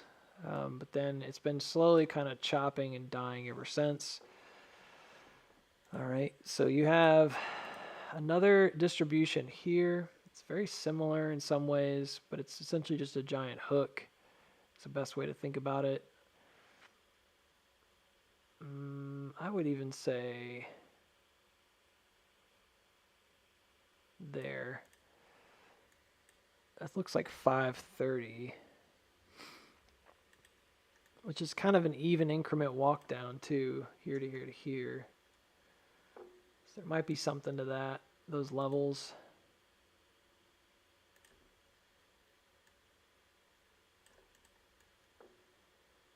Yeah, I could see that. This doesn't really matter. We're going to use those since they're kind of even. And this guy is at 29. Let's just go ahead and lower that to 28. So let's see where it's going. Let's see if there's another walk down level. So it's at another one right now. And that's pretty close to, I think, the first line we drew. So it's kind of resting on one right now. That might be one to consider, and I would imagine that the next one's also pretty much down to the bottom. Yeah, it's pretty close. This goes down to $1. So this is certainly one of those stocks that looks like it's heading, they're kind of spacing it out, heading it down towards bankruptcy, levels, $1. I'm a little confused by the constant green. Like what does it even mean? I don't know.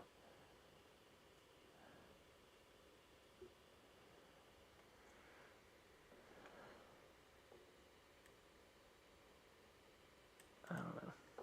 Let me go back to the beginning of the chart history. Hold on. I want to make sure I had this low right. I was kind of eyeballing it. Is it actually like $1 or is it a little higher? No, you're right. I think it's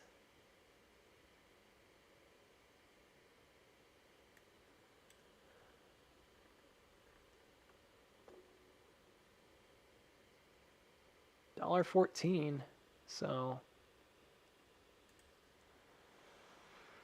the goal may be to get it to $1, which would be kind of like a liquidity test on the original low. So it would be pushing it back through a new all-time low.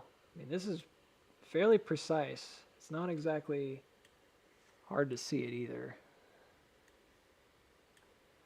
I find that to be kind of compelling when I see stuff like that. So I'm going to keep that on the chart. And then that equal parts takes it to about $1, but that's far enough to worry about. Short term, it just dipped below this low, though this is distributive, so you kind of have to take that for what it is. Like if this is a distribution, then it's trying to push it down beneath this floor to begin with, this 270. So a lot of this stuff here is going to be short-term swings, I think, until maybe later on it breaks out. It's a lot like AMC. It's had moments where it's kind of come up far and then it's kind of failed to advance. So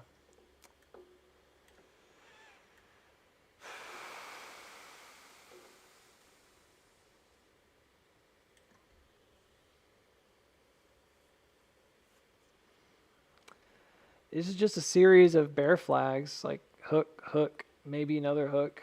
I mean, that's all they are. You can see all the writing here with the March. Here it is again, August. It's funny how this didn't have any kind of crazy ape schematic, but it still did much the same thing. Here's the sideways action that we saw on AMC. So there's the low. So there's some kind of a move here. So this is a sign of weakness perhaps. And then dips down. It's all the same. Really similar to AMC, that chart. Breakdown here, comes low. See, everybody thinks AMC was like in a vacuum by itself, like the only one doing stuff like this. It was not. It had weirdly similar charts to a lot of others. Charge Point's another one like that. We looked at that a lot. And it's come back low. And Charge Point looks like it could be in a spring zone right now. This looks like it's still just channel bound. So the way I would treat this is I would treat it like a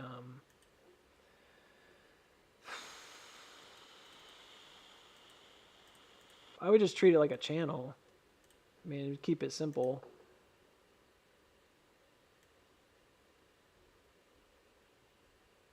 Yeah, it's fairly consistent with the LSPYs here. Like it's been fairly consistent across across the board. That probably has to do with this first move right here, and then it just kind of becomes a standard. The market just treats it like that's the standard, you know. So very consistent, almost evenly paced. That's freaky. Maybe it's quarterly or something. That's really freaky. How perfectly that timing is. It's almost perfect.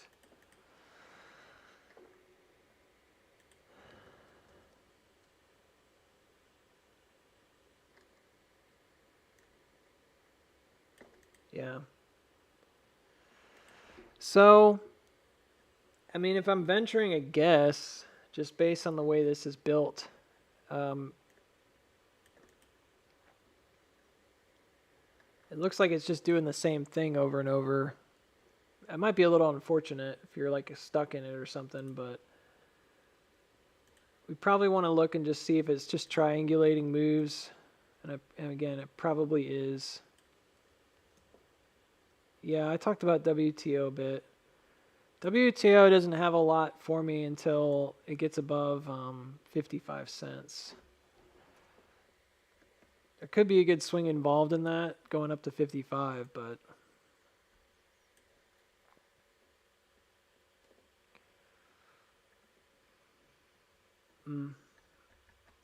okay, that's all there is to it. So, based on what's going on here, this is definitely come back to test a floor that's fairly significant. So this could be one of those moments where it does something a little different than before. So like, let's keep that door open, and like there's a possibility because of where it is. There's a possibility. It has not yet broken this creek. So at the moment, it looks to me like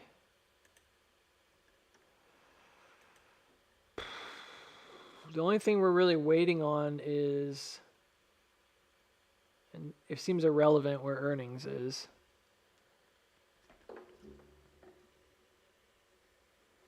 We're just waiting for it to back test the floor. It just hasn't done it yet.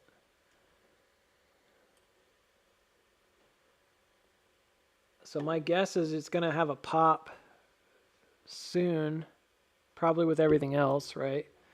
We were talking about mid-October, maybe going into November. It could have a pop-up to back to the top here. It might be a pretty decent one. And this is where I'm not really sure, because technically each time it's done this, it's pushed back above the previous floor, which was established by the previous bottom. Sometimes it extends really far, and sometimes it just doesn't. This one went all the way up to a gap. This one went back there. It looks like it might go all the way up to 3. It could be very much the same. Like, it could pop all the way up to $3. And then we'd have to wait and see if it holds. But I think it may be designed that way to, like, chill out until, like, so it could be a little different than what we experienced previously, which is they just pushed up and then sold right back down through. I don't know. I don't know yet. It's tough.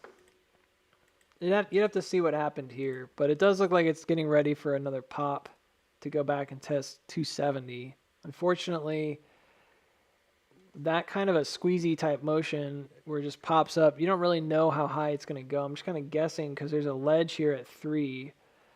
I think that's probably where it goes. It just seems right to me. Like, it looks timely. Like it's in the right spot at the right time. These triangulations are all a little bit different. But they usually gravitate towards an important support or drop level. So I would imagine this could pop all the way to 3. If it drops again, what they've been doing is they essentially been going like 50-50 around the next. You can see it around that support. So they basically have dropped 50% religiously almost. Like through those supports. It's a bit odd. this is a bit of a change. It didn't quite come as low. And this is the same when we measured out. It was like a little further over. So this is slightly different. So they've been fairly consistently doing the exact same thing every time. So if it went up here, the expectation would be, whether it gets there or not, the expectation would probably be that this comes down into maybe December earnings. So this is a way of gauging a change of character, meaning that if this were to do the same thing it did before, then you would expect this to come all the way back down, assuming it hits 3. You'd expect this to come all the way back down to like 180 or 175, probably by around earnings. It's done it 3 times in a row, so that's a possibility. The other possibility is it doesn't do the same thing, but in order for that to happen, it basically only has a couple potential opportunities to do that. One is here at the top, and then the next is here when it comes back to retest the bottom. So if it managed to come back down, let's say in December, this might be more aligned with what we're expecting on AMC too. It's like you get the move up on the wave, and then you come back down. AMC might have an LPS. It might have a spring, but we were looking at that as a December potential.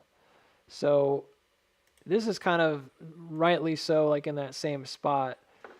So there could be a strong change of character if at some point this holds true. That could be what causes a major catalyst event here. Does that make sense? So I would be watching for a potential change of character later on in the year.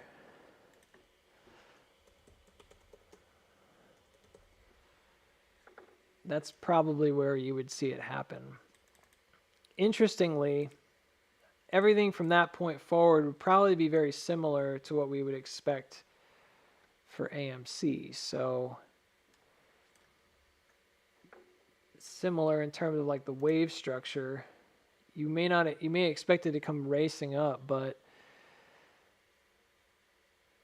it's probably going to be where it jumped this creek. Jumped that one really early. No, it was right here. There it is. There's your February 2026. It's the same thing because it jumped the creek at the same spot. So the expectation would be not necessarily that it has to be like perfectly symmetrical necessarily. I mean, it could be, but that it takes that long to kind of advance. Yeah, and I gotta say, man, just from a charting standpoint, it does have a radical amount of similarity to AMC, but I also gotta say this, as I'm looking at that middle level here where it found support, like right there, or resistance rather, it's just more likely what it is, and it really seems like really looks like it's going to head for $1. So it may be a little different from my AMC in that regard. Like that's a pretty concise S-curve. It even does it off the support previous, back here. So I hate to say that because when we're talking about, remember we were talking about like what was the target over here? It looked like it was like it looked like it was $1.14, and this confirms that same idea. So it's actually in the right spot too from a timing perspective. Like everything about it looks pretty simple. See, that's where it jumps the creek. Right there. So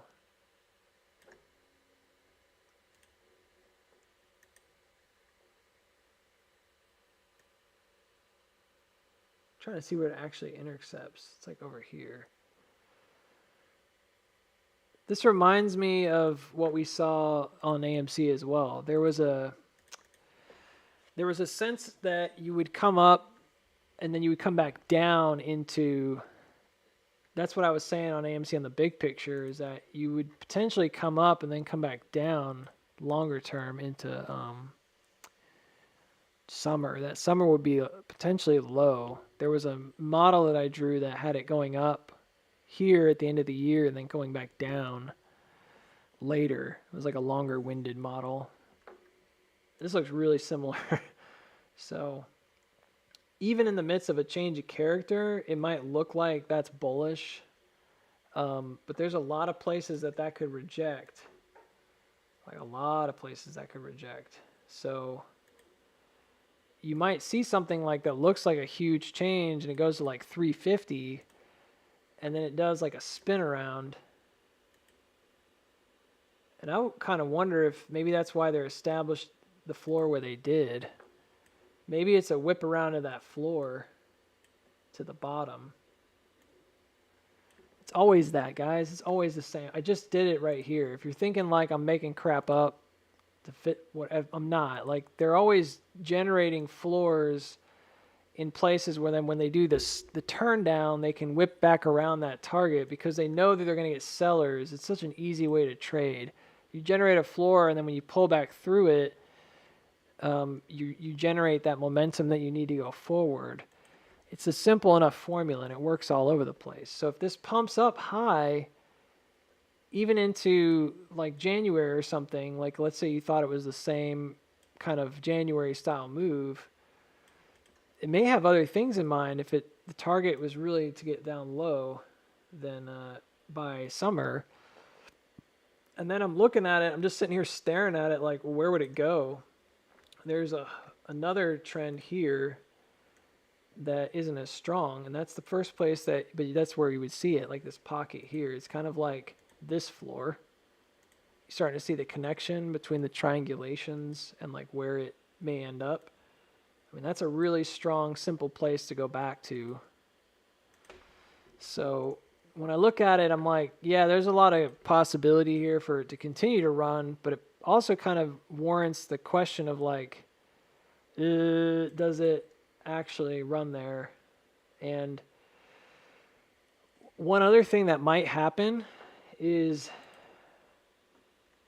because it does happen if it's going to be distributive, is there could be a trajectory that's not met here. So meaning that like there could be a creek test that isn't met. Like let's say for example, this breaks out and then it does come back a little bit lower in December, but it never comes like really low. So the change of character isn't like off this bottom, or if it is, it's like barely off the bottom, you know. But it could be that there's a move that's made here that never actually gets checked, like the generation of a creek. And I'd be very cautious if I saw that, because that could mean that you're coming back later. That does happen quite a bit in the market. So it could be that you're not doing it now, but you're going to come back later. So if there generates like a weird cross here to the upside, and then it never like it generates something like that, and then never comes back to check it. Instead, maybe it comes back down after November, just like we were talking about with AMC and junk, but it stays kind of high up. And everybody's like, ooh, it's going to break out, you know. Comes back, it's like an SOS with a backup. And then it does break out going into the next year. You might see this like big push up to like 350. 350! Or maybe even goes up and fills this gap at like 4. I don't know. Could go up there. Could go pretty far. But if it didn't check this creek,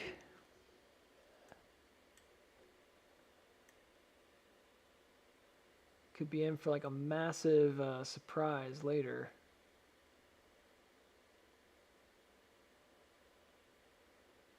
Yeah.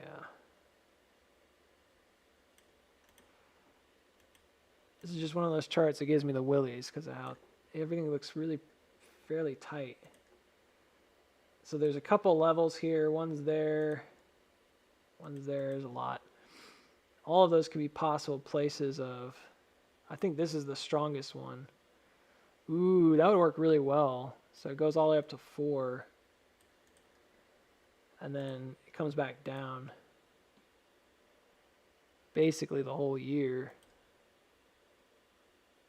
Seems a little wild, but it's all in the right spot. Big pump into early year, and then that's that. And that actually does look a little bit more like an iterative version of this right here, where you kind of get this move up and then it slides down. This would be like a faster version of that. I know you're like, well, why not just draw it just like AMC? Just break out and go all the way up. That's not how I'm seeing it. If it did do that, it would probably reach all the way up to 550. That's when things get questionable. We'll have to see how it plays out. Well, point being, from here, it doesn't look like there's a huge amount of probability that it continues to drop. I think it's going to have a big reaction before it drops. There seems to be an area that, we could come back up to around 4. It does make sense to me. It's kind of where we were around COVID too. I think it's a sensible place to come back before you go forward. And it does look a little more like a big cat ear if you do that. So that jump would be sufficient, and then you come low. It finally hit like a macro target at that point. You have to look at it like on the big picture to see that, but it's all been pointing that direction. It's almost there. So it'd be like one final major distribution action. Big push up, big push up.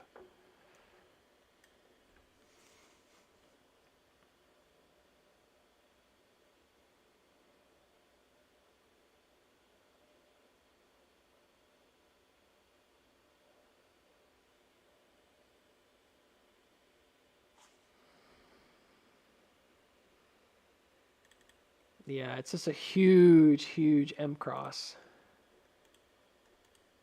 You can see it from here. It's like outer space. You see that wave down? And then this would be like the wave, and then the interaction. This is like the middle of it. The interaction of that wave. And then the rest of it.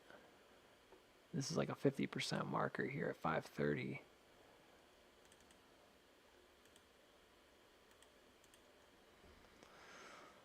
Yeah.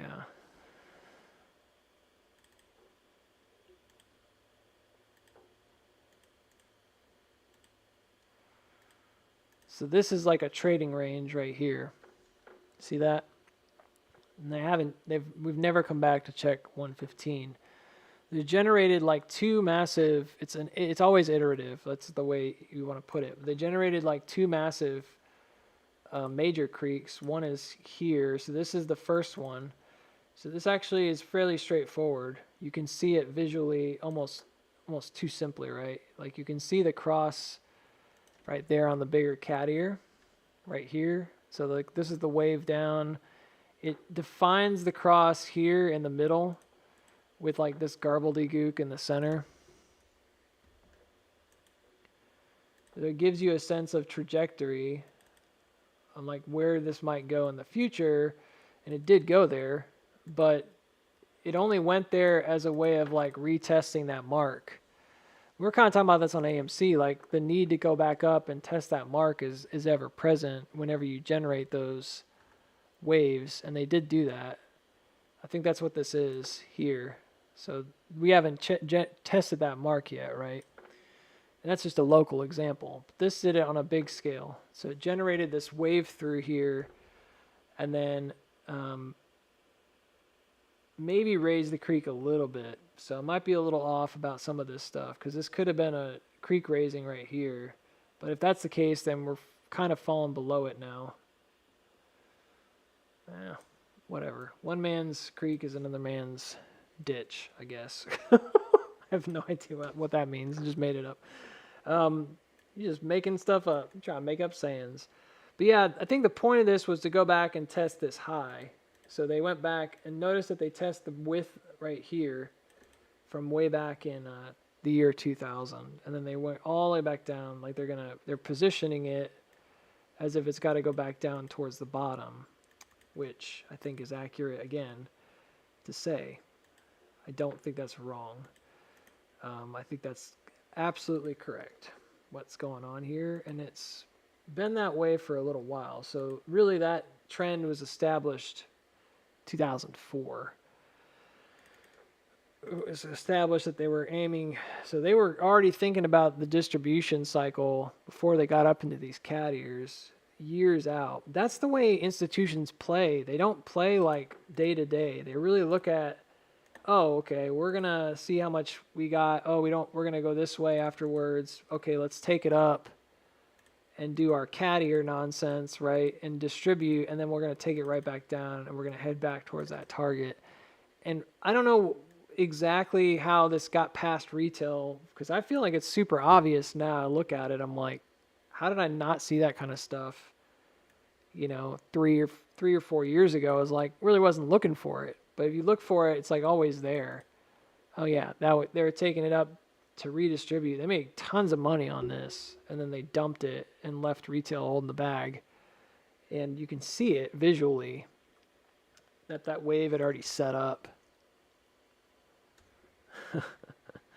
So I'm like, I kind of in love with that stuff now. I think it's amazing to see it, but it is frustrating at the same time. It's like, gosh almighty, man, these guys are notorious, right? So this ends up being like a near 50% mark. I probably could make a better job of it. Just put it where it should be. Yeah, let's just stick it way back here. There you go. It's almost like a carbon copy of what happened in this time period, except that, remember, this hits the low and then comes out, bottoms. So there's more than one possibility for a low here, but I think probably some folks are already looking at this like saying, well, isn't that where we are right now? Like, shouldn't we be just like taking off? Maybe. I think this is like a quarter system is what it looks like. So it's like divided into 4 quarters. That's what it seems to me. So, I mean, it's not impossible that this holds and then breaks out and just runs.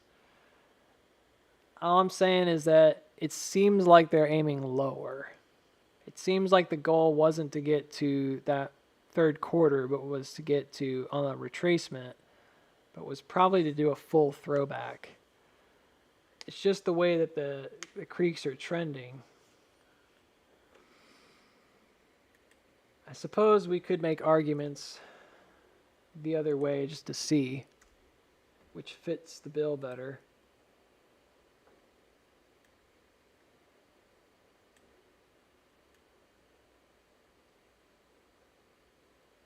Yeah, I think you probably could make an argument that that's already been checked.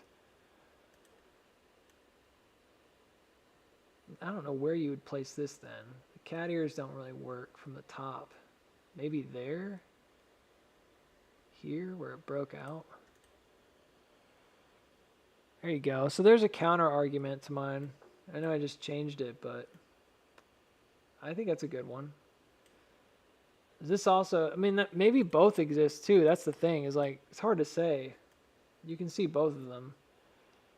So this one looks more like, oh, there's another floor. They're probably both in view. I don't know why they wouldn't be. So somewhere down here is the real target.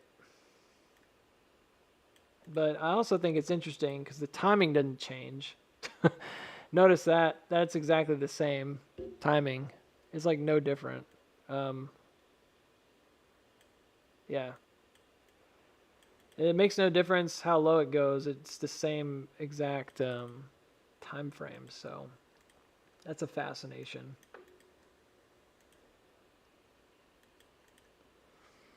Yeah, so it looks to me like August of 2025 would be a low pivot. Just like when we talk about AMC, sometimes that doesn't really represent the top, It's a hard one to argue. You kind of have to have another reason to get there. That's why I'm wondering if we generate like another cross here. Like this could go pretty far without committing to the move.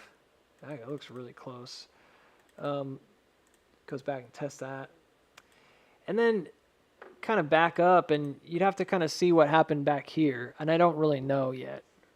If it ended up generating that nice kind of hook value, you could make an argument that it's going to potentially come back. And it could look like a number of things. It doesn't have to be like a one size fits all. Flipping the chart makes me think about that kind of stuff. Yeah, so maybe there's another generation there that hasn't really appeared yet on this jump. I think it warrants exploration.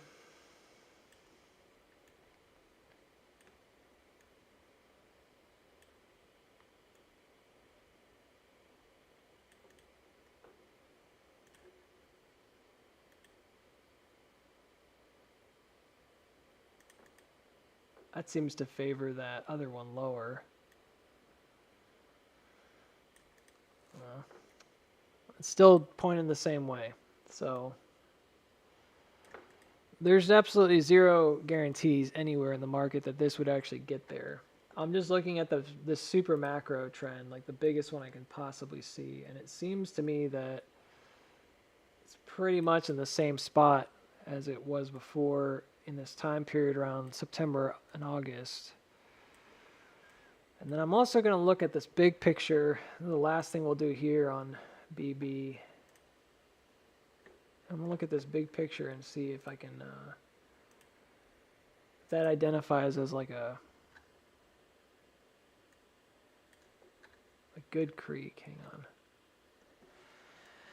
So what I mean is that, you remember back here, we had this, I just talked about it a minute ago.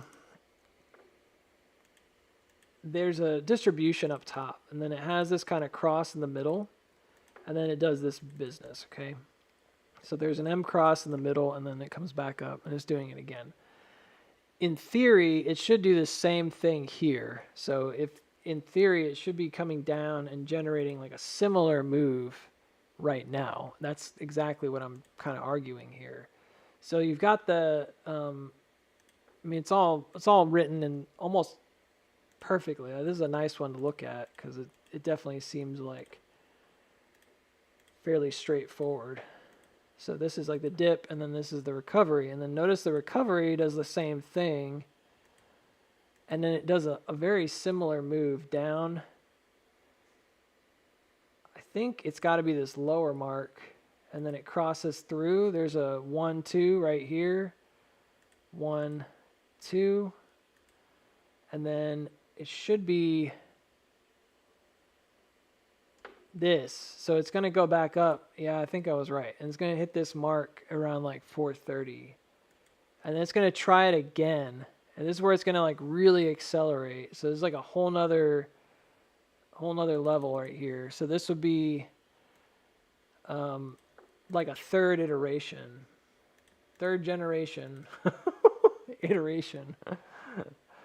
It's fine though. Like the understanding of things like iteration in the market is an understanding of how stocks trade. They kind of exhaust themselves on the same patterns, and it should be nested within other ones. So in the end, this looks like this iteration of this top really just looks like a whole nother wave top. This iteration of this top, another wave top, all compressing down. I think this could be one of those massive events as well. And we were talking about how the, yeah, I think that's why this has more teeth to in my view, because I'm looking at it like, oh, okay. So there's a generated cross right here, and it hooks there, yeah. And so it has a lot more strength to that analysis.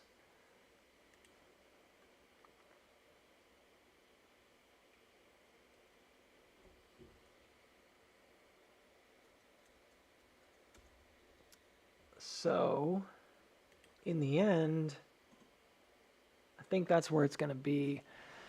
I don't think it could be any higher. Now, if it broke out here, it could change, but I think that's where it's going to go, just basing it on what we're seeing. And then goes low again, and this is where it has like a nosedive. Potentially, if it's going to hit really low, maybe it bounces out and hits both. It could do it again. It sounds really crazy, but you can have a massive spike here and then like have another one last like huge dive, because that sets up a sort of a phase B bottom finally, like back on the floor.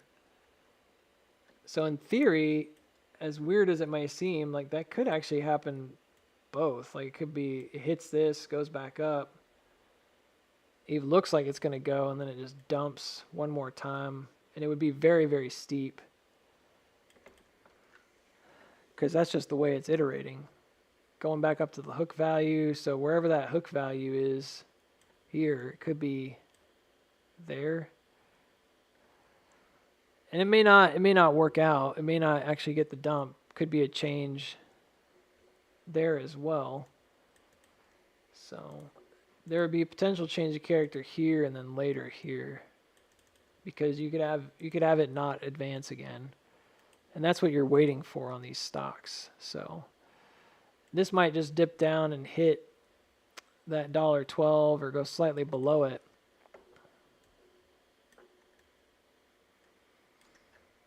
And then comes February 2026. And this is where things get kind of crazy. So October to February, it's not very long.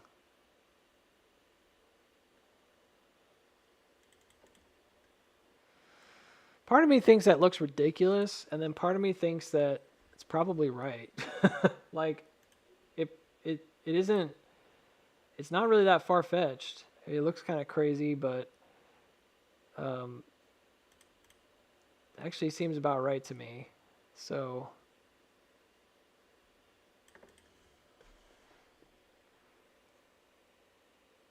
it's not as regular as maybe what we were saying on AMC. Like, why can't it just come up here and then coast and then go up again? I don't know. I mean, it could. This is saying there's like little places here where there's things that could change. Like $3 could change a lot for this if it just stopped there. But in the end, if it doesn't go there and it avoids these, then you probably come back later. You know, you'd have to come back low later. So yeah, I think it goes back up.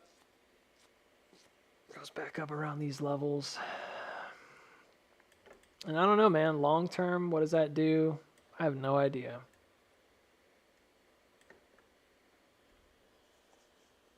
Maybe nothing. Maybe it breaks out finally. I don't know.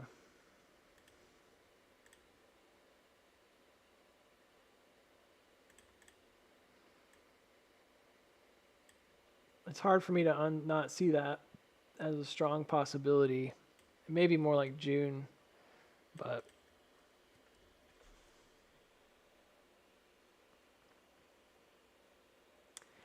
maybe 1225 is where it wants to live. I mean, it is kind of like the center of the range, so maybe it's just a gigantic flush and then recovery.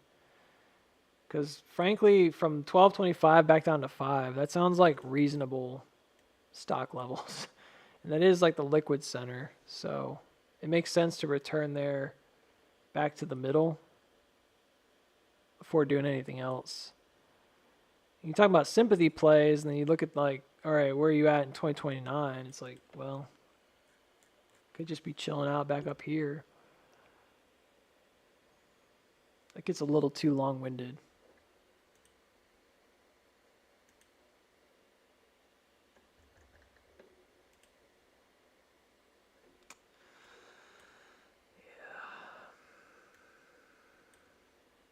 Man, I kind of hope, it sounds weird, but I kind of hope the market, you guys aren't going to like me for this, but I hope a lot of the market kind of drops.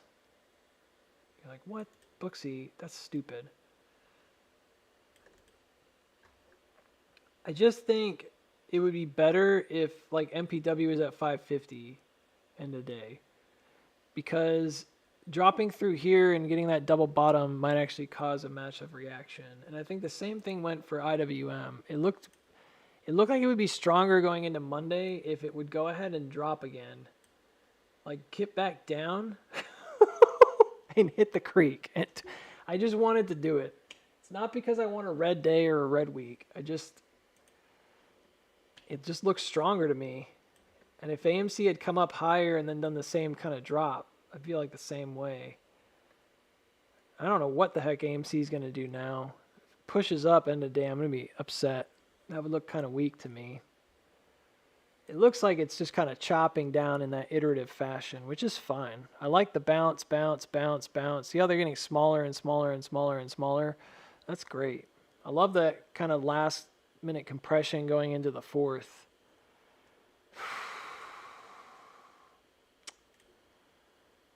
Man, I gotta be honest. I really think this is done. Like, it doesn't mean it has to take off Monday. That's not what I'm saying. I'm just saying this waveform is finished.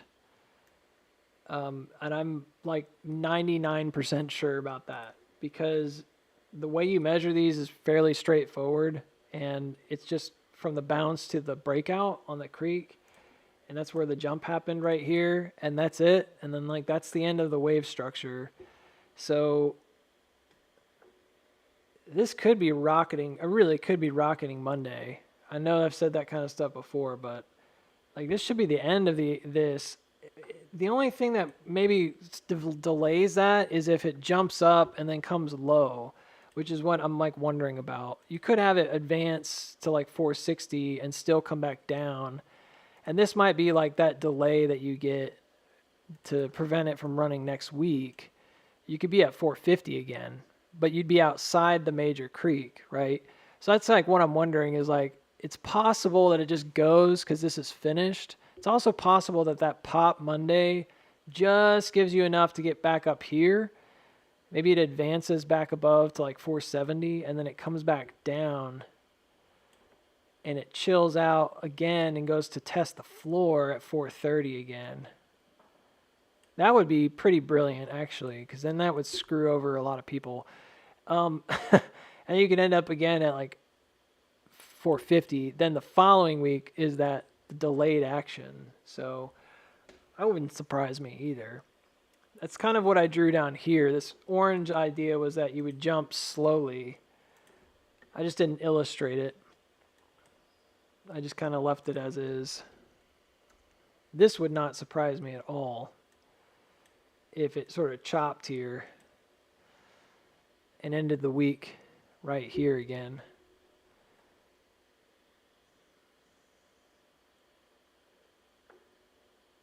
Then if it broke out the next week, you have a better defined top right here. So you have a better defined creek because you've got another top that's kind of broadening it outward.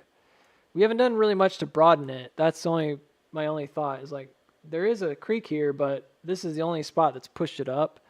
So there would be like another place that you could kind of advance it and like raise the creek up. And that would be like right here. So Monday or Tuesday next week. It's very possible. I like this setup, guys. 1 week or 2 weeks from now, we're going to be in here and everybody's going to be freaking out. I can see it. But I'll remember you guys, you 40 or so people you guys and gals, you 40 or so people that came out on the boring days. You're the real heroes. The FOMO chasers will come in.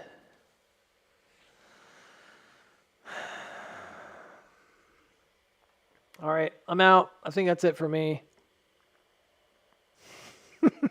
You are the real heroes. You're the guys that have been, and gals who've been sticking with it to really like learn and get better and